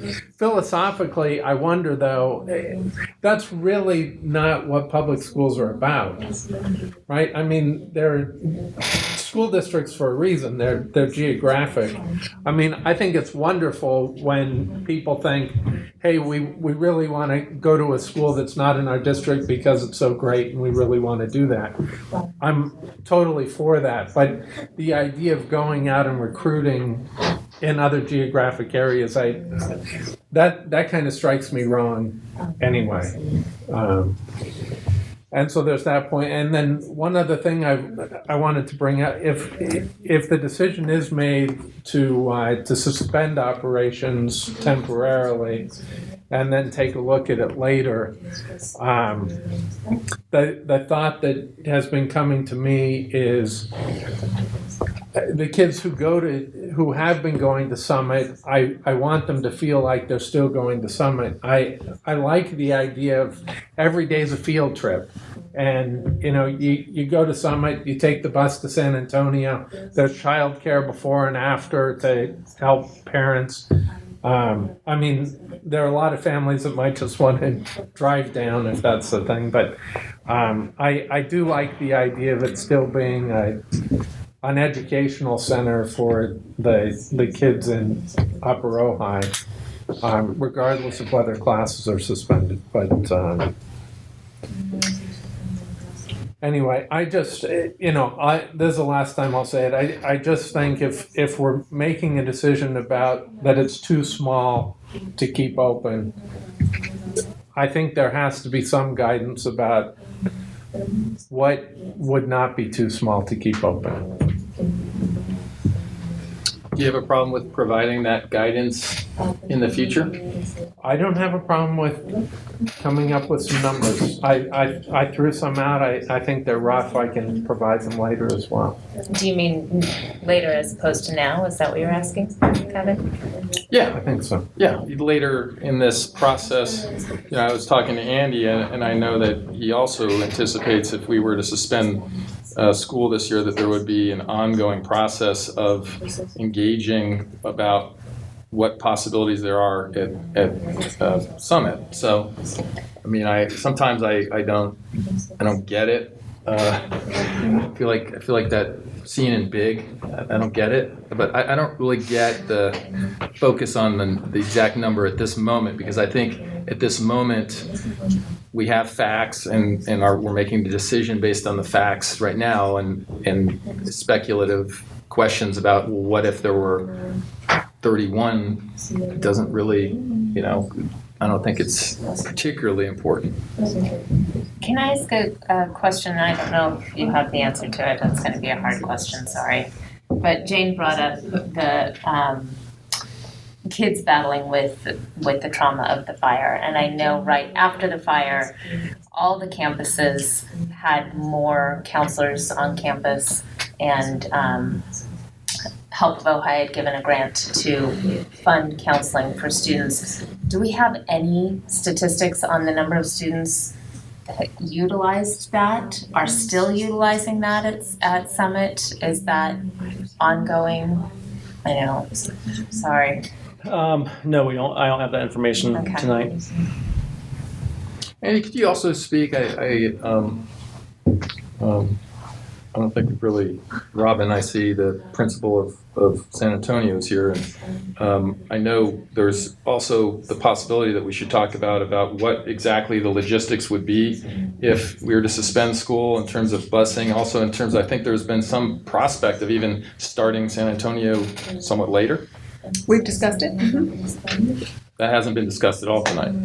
But I don't think that's when if we were to vote to suspend classes on the Summit campus, I think then you say to families, give us an opportunity to make a better, a good thing out of a bad thing, or an acceptable situation out of a bad situation. I don't think it affects how we vote tonight. Well, it affects, I think, to some extent, because you need to know that there is the adequate support and opportunity to make it palatable at San Antonio. And I think one factor was that early start time that people were talking about at our last meeting, and there's been some development there. It seemed like it is a didn't seem possible to me. I was like, wow, really? We could potentially start San Antonio later, but apparently that is a possibility. So we did ask Robin to speak to her staff, and again, it was an initial conversation, one that will. But the initial conversation and what's in your materials was that they do feel that both the families and staff could likely fairly easily accommodate an 8 a.m. start, and we're even open to exploring with again a stakeholder group at San Antonio, knowing that it may be an issue for Summit families to be, if they're used to starting school at 8 and now they'd have to begin on a bus at 7:40 to be able to move it closer toward their regular time. I think that, what I heard from Robin was that they would want to be doing everything they could to support families in the transition, and would be very, confident that the San Antonio family could be accommodating. I also want to throw in that there were two stories about kids who went to San Antonio and didn't like it. I also want to say that there are a lot of families that go to San Antonio that live in the boundaries of other schools who choose San Antonio because they love it. But in terms of that, the bus, right now there's a bus that is at Summit with the high school kids and everything. It's Right, so we've already committed regardless that we will have a second bus run for Summit for elementary kids going to San Antonio. And so whether that is a 7:20 pickup for a 7:40 start time, or a 7:35, 7:40 start time for an 8 o'clock, pickup time for an 8 o'clock start time, we can work out those details. But because of the commitment this board made on the new buses, we do have that flexibility to add that route. Part of my difficulty is I look at this, I'm looking at the enrollment numbers, right? There's 10 years here of numbers. It's never gone below 38. It's been over 40 for the last 3 years. We had a fire. We had a lot of stuff go down, which leads me to question whether or not this is an anomalous number or it represents a trend, right? So if it's anomalous, then kind of what we're talking about is whipsawing schools back and forth between open and closed depending on their enrollment, which I do not like. If it's not anomalous, then I'm a little frustrated, right? Because, we talked about these issues during the 7-Eleven committees extensively. And I remember specifically, personally saying at one of our meetings that the fact that we were voting to leave all of the schools open at that point in time was no guarantee about anything. And that all of the schools, but particularly those that were challenged, we're going to have to work to maintain their viability. And yet here we are. So I'm whipsawing in the sense that if this is anomalous, I feel like we need to commit to the school and maintain it and see them through to a more healthy next year. If this is representative of circumstantial stuff, right? If it's not, then I understand the loss of momentum on shuttering a school for a year, and I do believe that it would make it more difficult to open it, absent re-engineering the entire school and making it something else completely different, because it is what it is and it's losing. So continuing to do the same thing doesn't make a lot of sense to me. Conversely, I hear a lot of discussion about it's a small school, we don't want people to get lost, their teachers, et cetera, et cetera. Well, San Antonio is not a behemoth, first of all, right? We don't have very large schools in this district at all. But I think it's a false comparison because the kids are going to be in a class of 20 to 25 students. And that will be their learning environment, which is like 19 at Summit now. So I don't see that a student who is comfortable in a 19-student cohort of multiple grades is going to get lost among 20 students in the same grade, 25. So I'm not sure I'm buying that students will get lost or they'll be overwhelmed. Yes, there's a lot more students around them, but in the classroom, I don't think it's going to be significantly different other than that they will be with a lot of peers. The programs, I think, are not We see those at all the schools, and each one does it special. They all have great theater. They all have dedicated instructors. I've seen them working with the technology. So, I don't think that's unique to Summit, although I'm sure they do it, very well. So for me, it's really where I'm really struggling is this representative of the future, this enrollment, or is it a dip because we had a bad year? I do think that, if not tonight, at some point in time, there has to be a threshold for reopening Summit. And I do think it has to be clear, and I think the parents have to be told, and then if people are going to fight to get that number, they have to have time to do that. Because I do think that the kids from, what's the past there? Santa Paula, thank you. Fillmore, Piru, I'm not sure that we're going to see them come back if they leave. So I don't have an answer. I don't even have a position yet. But I don't know. What is your thought in whether or not this is an anomaly in terms of the drop in enrollment, or this is the trend?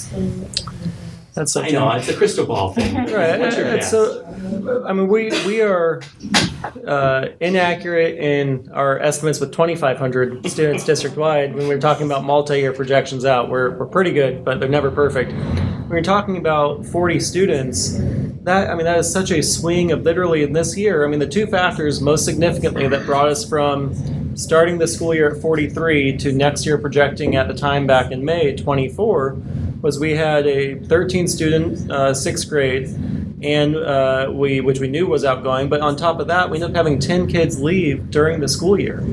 10 students leaving, I'm sorry, not during the school year, I apologize, that's 5 students left during the school year, 5 more students notified us they were not returning this coming year. So we've never seen that, more than 25% drop of non-returners, non-sixth grade students. That was very unusual. No question Thomas Fire impacted that. We do know there are families who have left, a small number, but families who are not returning next year based on the fire.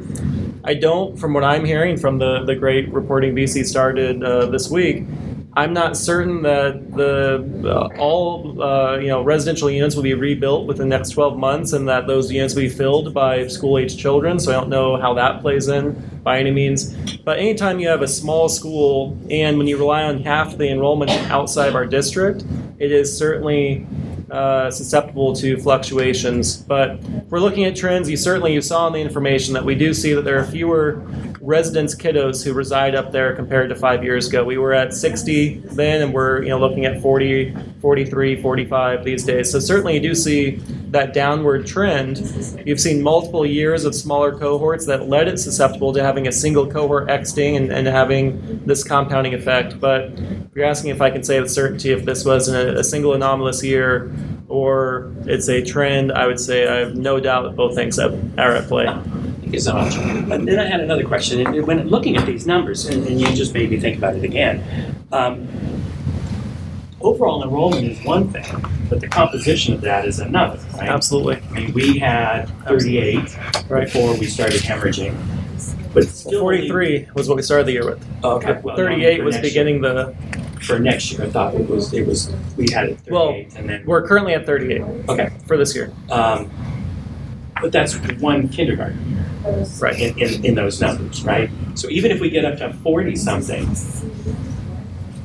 don't we need a good spread among the grades to make it viable? Because, and especially if in the lower grades we're getting teeny numbers, that means in 5 years from now we're going to have 12 people out there, 5 people out there. That's exactly right. That's my concern too, because I looked at that younger elementary group thinking, well, maybe a K6 isn't the answer. Maybe we need a K3 or K4 up there and do something like that.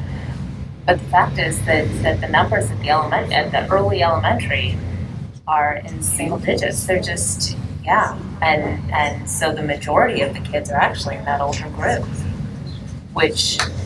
So my question, follow up on what you're saying, is 3 3 or 4 years ago, we suspended only kindergarten. Do you have the reasoning behind that? I wasn't on the board at that point. What was the enrollment like that made the decision? And then how did we come back from that? And was that your first year? Sorry, I missed. When the board and Hank made a decision to have I believe it was 2 kindergartners that went down to San Antonio? Yeah, that was the year before I started. Okay. And they came back for first grade, those 2. Oh, they did. And as I recall, just to clarify, I think that was a superintendent decision. You're I right. don't believe that ever came to the board.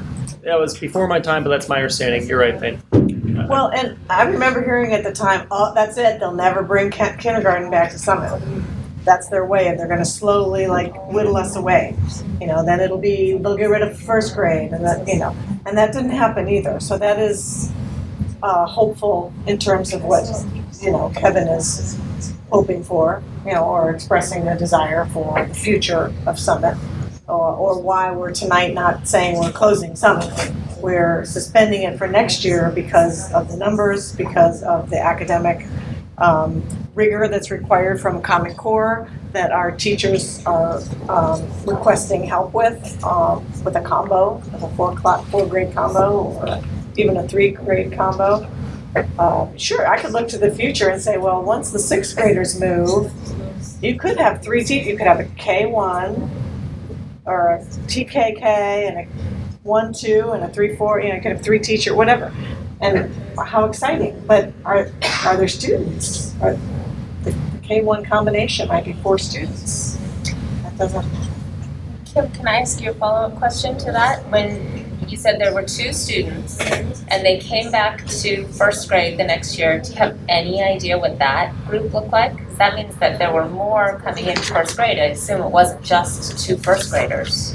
There was 4. one 4. other student in the group that was retained, so it made a 3-person first grade. Oh, okay. And it was a 3-person second grade, I believe. I don't know about this year. So it was- Thank you. That's in here. It's from last week's budget.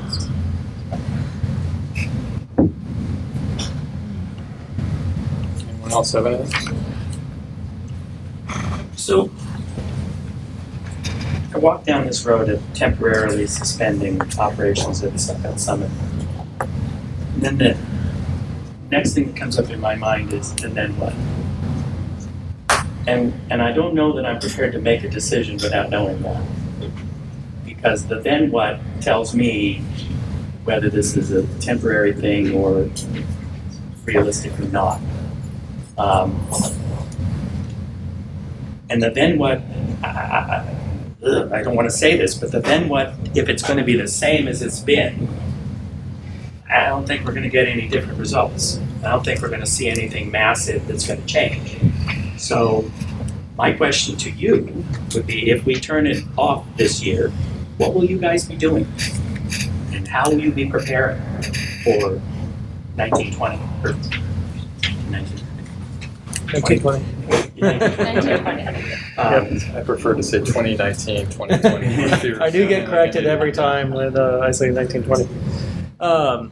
I mean, look, Cheryl and I are in our first year of administration, or in our roles for the district. Obviously, what's that? Aren't you lucky? We are, indeed. You know, we understand that, you know, obviously one of our greatest needs in this district is both focusing on what we can do to really spotlight the positive things that we have taking place within our district, as well as what new things can we bring to our district that meet the needs of both our current students and may be attractive for incoming, you know, potential incoming students. So I assure you that would become a even greater task for us this summer, because we would understand the expectation of this board is that it's a regular agenda item in the fall that we're bringing to you and hearing from public feedback, you know, what is desired up there and what we see being able to work, and then, you know, the iterative process of how that would be, you know, playing itself through.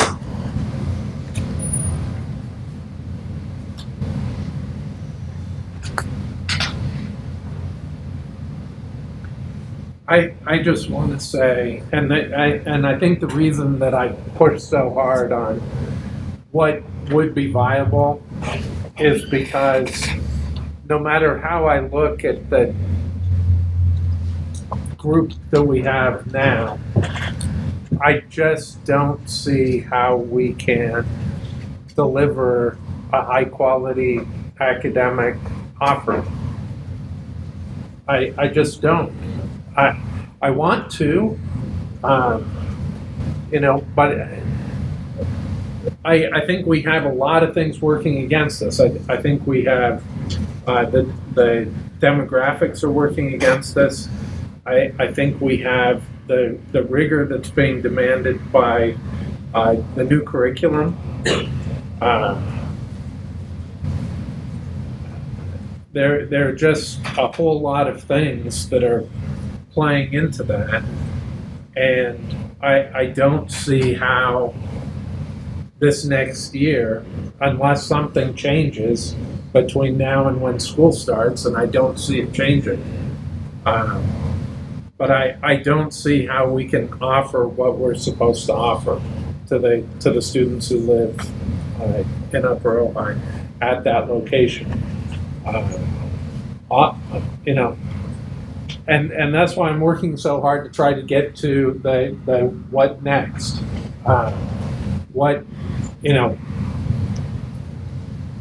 If we can't do it, then what's next? I would like to know. Maybe we can't get to it tonight. I think we need to commit to getting to it at some point. Sooner rather than later. And sooner Because rather. if we wait until beginning of next school year, we've blown it. You And mean 3 months from now, or? No, I mean, if we close it for next year, we wait until the end of next year to talk about what we're gonna do. Of course, it's too late. Like, So we need all of if we close it, we need all of next year to fix it for the year after. but I would say that we need a decision whether it's fixable or not Fast. earlier than that. Yes. Yeah. I would totally agree. Yeah. Because I think people need as much time to figure out what they're gonna do in some circumstances like this. Well, even if you have a great idea, and look at the Matilla, it's gonna take them the year to prepare for Yeah. those sixth graders. So Right. if we come up with a great model up there, it's gonna take some time to Absolutely. get that model prepared too. Right. And my feeling is I'm gonna call it 21 students because it sounds like that would be more realistic than the 18 or 19. But when we lost 5 kids, is it 5? And they didn't move away. Right. They went to Santa Paula and Ojai Valley School and Ventura Unified, and San Antonio suggests that there are families who are not happy with what is offered there. And if we start with 21, what will it look like by the end of the school year? And I don't even think it's necessarily that they were unhappy, right? I mean, because if they're coming from Santa Paula or they're coming from other places, there might have been a reason for that. There Right. might have been, but And my maybe they're now feeling happier where they're as at home. a parent, it would have to be a really, really, really strong reason to pull out halfway through the school year. Yeah. And that's what these people did, is they pulled out halfway through the Yeah, school right. year. So that is suggested to me. You found that the year the sixth graders were bused down the hill too, there was some families who then took the younger students and said, well, if you're gonna bus my One, sixth grader just for math, can we just stay there and bus my own family? Right. So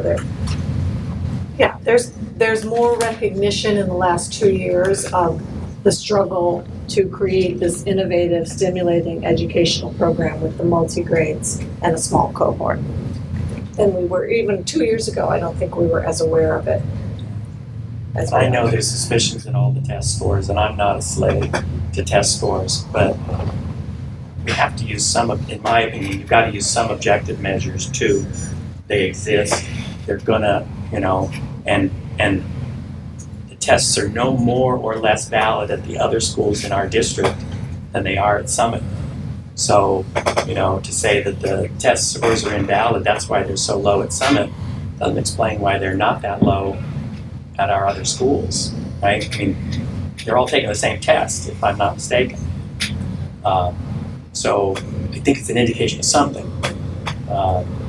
It may not be, the only thing, but it is a significant difference. Not that it's super relevant, but the families that moved out of Summit mid-year, was that during or right after the fire?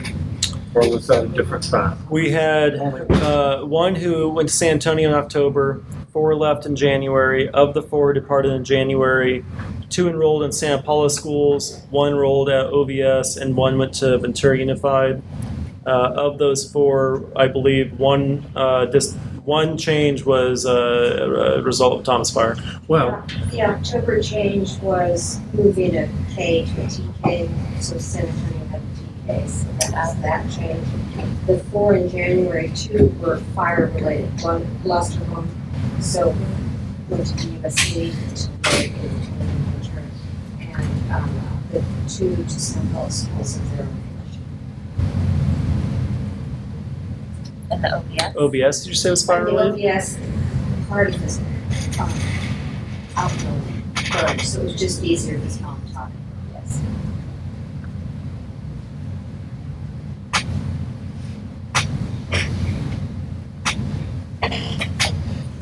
Anyone have anything else? Would you like to vote?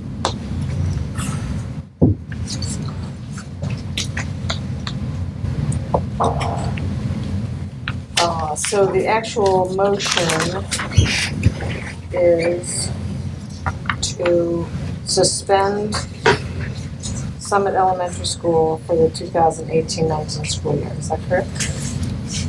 1920. I'm sorry, yeah, 1819, yeah.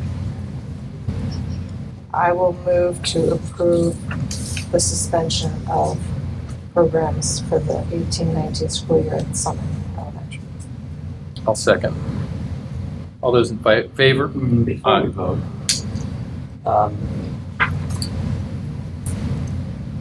feel like I need more in the motion. Because I don't feel I can support this without a commitment by the district to come up with a plan early and specific for 1920. 1920? Yeah, 1920.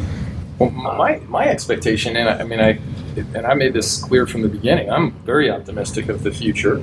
And I think this is on our agenda when, hit the ground running in August. I don't see, I honestly don't see this as being exclusively driven by the administration. I think this has to include the board. Certainly it's going to include people up there, but, Right, well, what I'm actually saying is that I would like to put in a time frame for a decision about what we're going to do here, because I don't want to vote on this and leave it pending and hanging. I want to hard code in a time frame. So it's saying right now, or temporarily combine the instructional approach with San Antonio pending increased enrollment in I don't particularly like that last part, pending increased enrollment, with a final decision on future years to be made by November 2000. I think the motion is to suspend school operations at Summit Elementary School for the 2018-19 school year. And then, this may come as a surprise to you, but I agree. I must be wrong. With a commitment by the board to do something. I'm not sure what to say, but I think a final decision about the 1920 school year has to be, made prior to. I would say, by October, and I say that only because of elections in November. I think this board needs to make the decision. And I haven't asked you guys, I don't know who's running again or not running again, but I think this board needs to make the decision. I can just say it will be very, very challenging for us to have numbers in October that would give us certainty as to what the school is going to look like that following year. I don't think it's based on numbers. I think it's on what kind of program could we produce. Yeah, what- Even if it only brings 24 students. A program that we feel does what we say, provides what we say. I mean, it may involve, we need a certain number of students to enact that program. But what is that program going to be? What does it look like? What are we going to do? I mean, I think it's been, look, and just so everybody knows, we didn't realize there was an issue until a few weeks ago, really, with enrollment. I mean, the numbers came as a real surprise to us when we saw next year's enrollment numbers.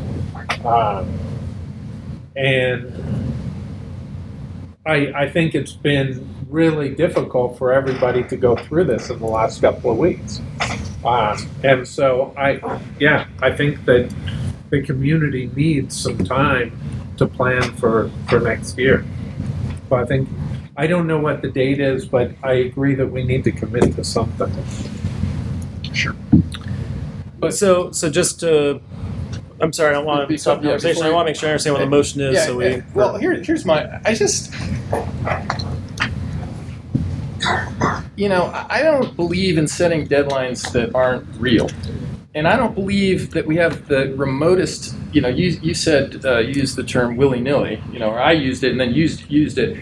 To me, to say that we have to make a decision on the ultimate and permanent future of Summit by X day, just this is a hard enough decision as it is, and I think that in the event that this resolution passes and we don't have school at Summit in the coming year, there's going to be a lot of digesting going on. There's going to be a lot of, there have been predictions of how many kids are going to leave the district, who's going to stay. Is someone going to try and do a charter?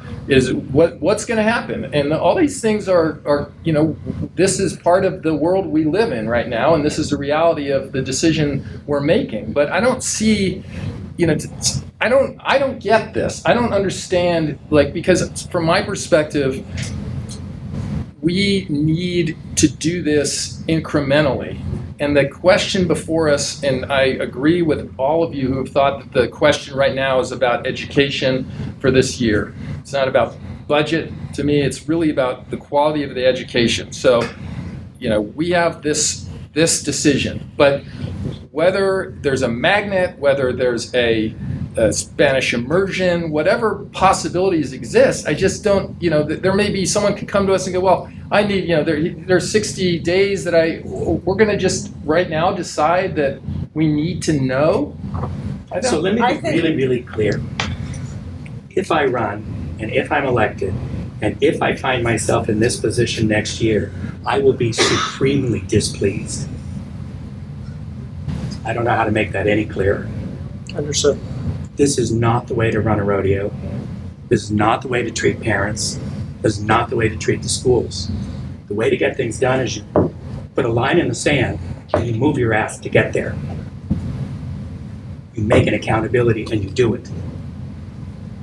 So I don't think it's asking too much to say that we will make a decision about what we are going to do after this closure, if it's passed, in time for parents to know what they're going to do. And yes, it's hard. Yes. So what? I think your comment about before the election or in the fall as soon as possible. I think we have a motion and we have a second, and we should take a vote on that. If you can't vote for it because of your feelings for it, then another motion can be put forward. I also don't. I have to speak to that because I don't think that that's a fair criticism of this particular situation. I don't think that there have ever been lines in the sand. And if the school board is now saying there should be, then the problem is with us, not these guys. Where were we? Where were we harvesting the no, data to say clearly, there we may can be take it some by time when we're surprise. going to decide that there's a certain number of students that's insufficient for a quality education, so it's the school board that should have been driving that. I mean, we are where we are.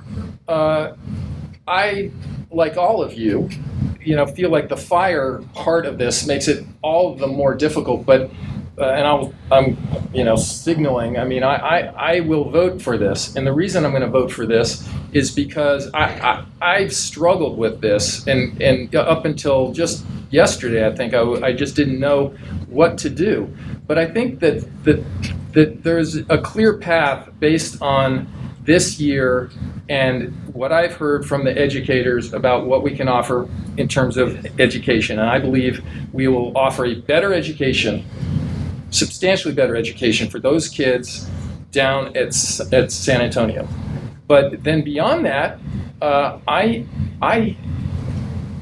don't prejudge it. And if we as a board want to establish, like you said, lines in the sand, that's our job to do. But I in fairness to the administration, I think that this kind of happened in a way that was not completely anticipatable, and to some extent, I think it's always seemed like whatever was going on up at Summit was going to be okay, and then it just got to that tipping point that made and Andy called me actually, the current board president, and said, "What do you think we should be telling the people that are the stakeholders up there what's happening so that they can make decisions based on it, or should we just say nothing and see how it turned out?" And the decision, and I said it at the last meeting, we erred, to the extent that we erred on the side of transparency, saying, well, let's put the information out there. And I know, like Marianne's back there, that, and there's probably some truth that then itself exacerbated the problem. But I really feel like everyone's doing their best. Right. Well, to be clear, I'm not criticizing anybody for what's happened. It came out of left field, and I think that's pretty obvious. But once we're on notice, then I think now we know, and now we have to be prepared. So if anybody thought I was criticizing you for next year's enrollment, that would be incorrect. But I do think that we have known that Summit's been a challenge. But this is a real challenge. This is beyond just we need more free lunches, we need more stuff down to 18 or 19 or 21, and the potential permanent loss of others. And if I support the closure for a year, I just feel like at this point in time, and it's not a numbers game, I'm not talking about numbers next year, I'm talking about a programmatic change.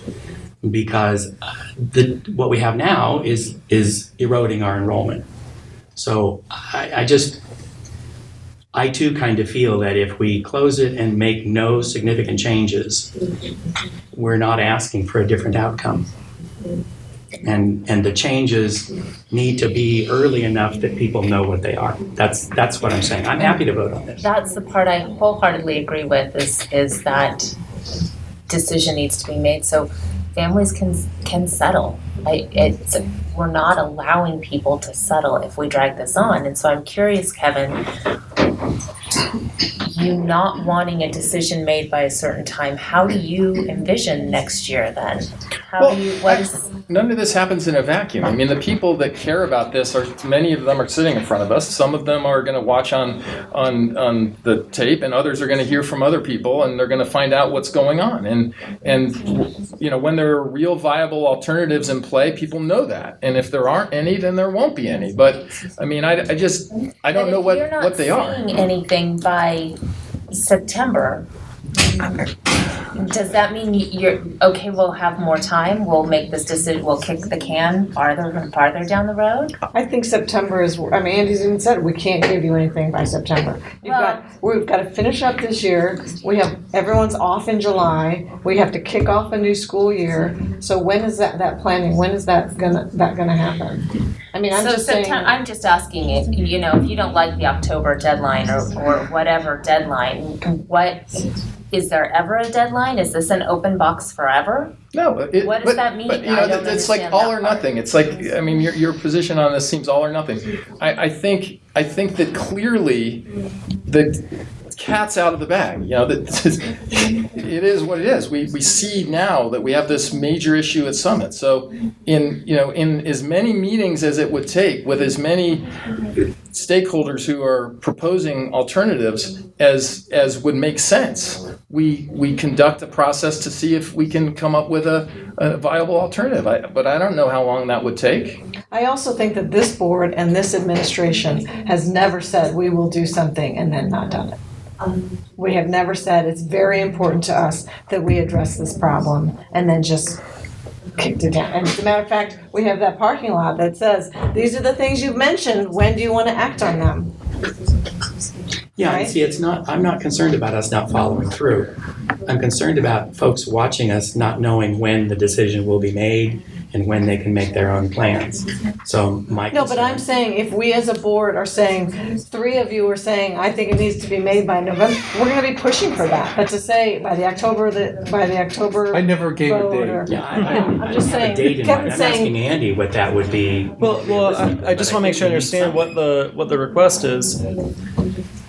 Is the request that the board would like to know a definitive concept of what the future, vision and opportunity for Summit would be, but not necessarily whether or not it's going to be open in 1920? Because we won't know that until either the board makes a commitment that even one student warrants keeping a school open, or that we actually are willing to wait longer because we don't have our enrollment numbers in October. There's no way that we're going to know how many kindergartners we have coming in 1920 in October. We aren't going to have the kids that are going down to San Antonio will have 6 weeks in school there. They're not going to know, and nor will the families, whether or not they desire to remain there in the year following or coming back. So if the board's asking for us to develop a policy or develop a program that is so worthy of existing, absent the equation of how many kids chose to attend, I do think that's a very tall order for us to identify and bring forward through stakeholder meetings within only a few months. So then So- we're talking about after March. So if the question is how do we give parents certainty, then I do think that the line in the sand must be drawn by the board and with support from our administration of what that viable number is. And then we see how quickly we can get there. But I do think that we'd be getting there in spring, as much as we don't want to experience that. Of course, we can try and push it earlier, but and we certainly, district of choice, regardless of whether San Paul's borders are open or not, district of choice is a valid way for even a child who is not going to be released from their district. We can certainly be working in the fall on those things, but to know that we will have a viable threshold of cohort sizes and overall school size, if we are going to consider that to continue to be a factor, it's going to be challenging. I don't even think spring is too late, as long as we know, as long as everybody knows when that's coming. And I mean, I would totally agree with you, Kevin, about not going any farther than this if the decision were simply to close the school permanently or to keep it open.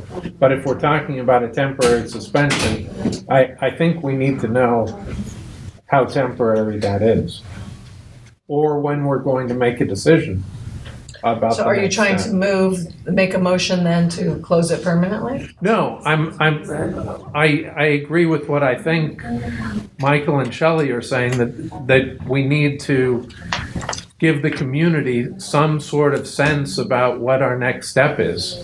That that by whatever, I mean, even if it's June, I would rather it be sooner. But whatever it is, that we're going to create a program, some guidelines.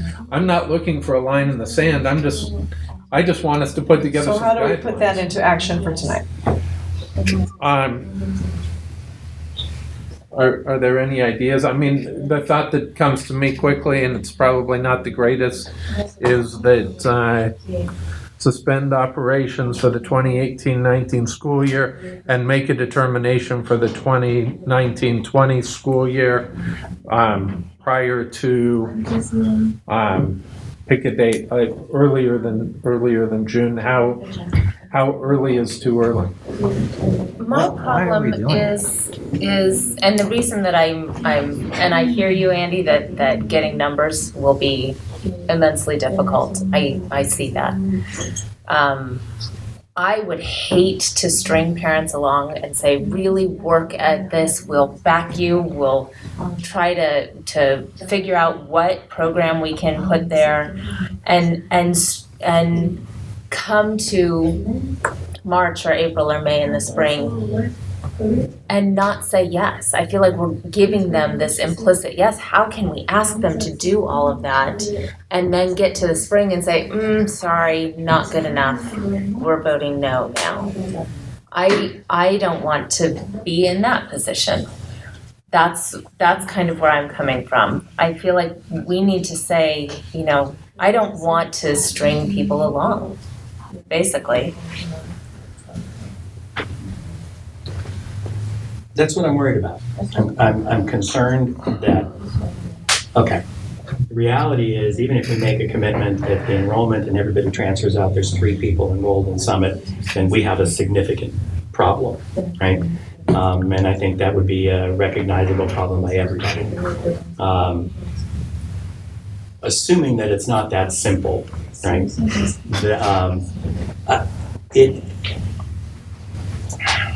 I am having a really hard time 3 months from the start of school deciding whether or not we're going to have it. And I get why we're doing that now. I totally get it. It blindsided us. It's a huge problem. It impacts the pedagogical quality. I do think that's true. But what is to prevent us from, I don't know, I'm not quite sure what I'm trying to say here. I just don't, Okay, I think it's clear what you guys are saying. I feel like what we're doing now is stringing out parents, and I feel like a vote needs to happen on this. If it's a yes, no, or if it's a no vote, then another motion that can be made saying, I would like a decision by November. That motion passes or it doesn't pass. I would like a motion that it be decided by April 15th. That motion passes or it doesn't pass. I mean, I think we're saying the same thing over and over. I don't think this conversation is moving us forward. I understand there's a struggle with the closing, especially a struggle for the future of the school, but I don't know that talking about it more is moving us anywhere. Yeah, okay. I mean, there's been a motion and a second. I just wanted to vote yes on something, but I'll just tell you, I will have, what I don't understand is, it just feels odd to me that in this board where we meet at least once a month and sometimes especially more than that, where any board member can propose an agenda item on any subject and anything having to do with Summit could be agendized and voted on every single meeting from now until a decision is made. What the obsession is with, is if we can't continue to operate as a functioning board, which we've always done. I mean, I just don't understand it. And I'll tell you what my problem is that I really came here with a focus exclusively on this coming school year, and with an optimism and hope, especially knowing some of the drivers that are up in the upper OI, that there would be some real opportunities. But what they just did, the way we got this 18, 19, potentially 21 number was within a very short span of time, polling parents, asking them to tell us what their plans were. And guess what? We trusted them to be honest with us and tell us what their plans were, and they did. So, whether in March, if there's a magnet school idea and we go, hey, community plus some inter-district transfers, will you commit to going to this school if we make this happen? And we say, and we get numbers and they say yes, and we make the leap of faith to do that, well, that will be our decision. But I just like to say to people, I want to take you out of your misery. I mean, it honestly reminds me a little bit of the Ventura County with an oak tree near our house that they said was close to our porch. And they said, you're going to have to do all this protective stuff, or you can cut it down. You can just cut it down. It's like, but I thought you wanted us to protect it. Well, either protect it or just cut it down. It feels to me like there's the cut it down part of this is being really pushed forward. And I feel like it's not before us, and I don't see why we shouldn't be optimistic about the prospects up there. We've heard over the last 2 years so many great things about that potential up there. So I think the motivation, I think you're reading motivation that's not there. The reason that I'm interested in coming to in having a discussion and figuring out what we're going to do for the future is because I'm very optimistic. I think someday there'll be 100 students back there. That's how demographics work around here in cycles. I think the school's coming back, but I think parents need certainty from time to time. And you ask the question, why is it so important? We all work together. This is the most divisive discussion we have ever had as a board, I believe. And, well, it's probably my fault, but what was my point? Oh, I know what it was. There's an election. And I'm hopeful that if the three of you want to run, that you'll be reelected. But who knows what the board's going to be like in January, February, March, April, May, June. which is good, because maybe as a result of this decision, people will throw the bums out and new people will come in and say, let's do whatever we want to do, and that's how elections work. So. Well, I hope not, but I think that there should be something that the community can count on for the future. So we can vote. Do we all agree we can vote on the item as described in the agenda, which I can reread? And we'll do a roll call vote, which we've never done before. So We had that back with 7-Eleven. Okay. In the elementary Kathy, school. you'll do And it. if it doesn't pass, then we can have a second motion. Right? Yep. So the board is asked to vote on, A motion. motion to suspend school operations at Summit Elementary School for the 2018-19 school year. Michael Shanahan? No. Dave Luca? No. Kevin Rock? Yes. Shelley Griffin? Yes. Jim Wild? Yes. 3-2. For those who are disappointed, I'm really sorry. And I think that concludes tonight's meeting.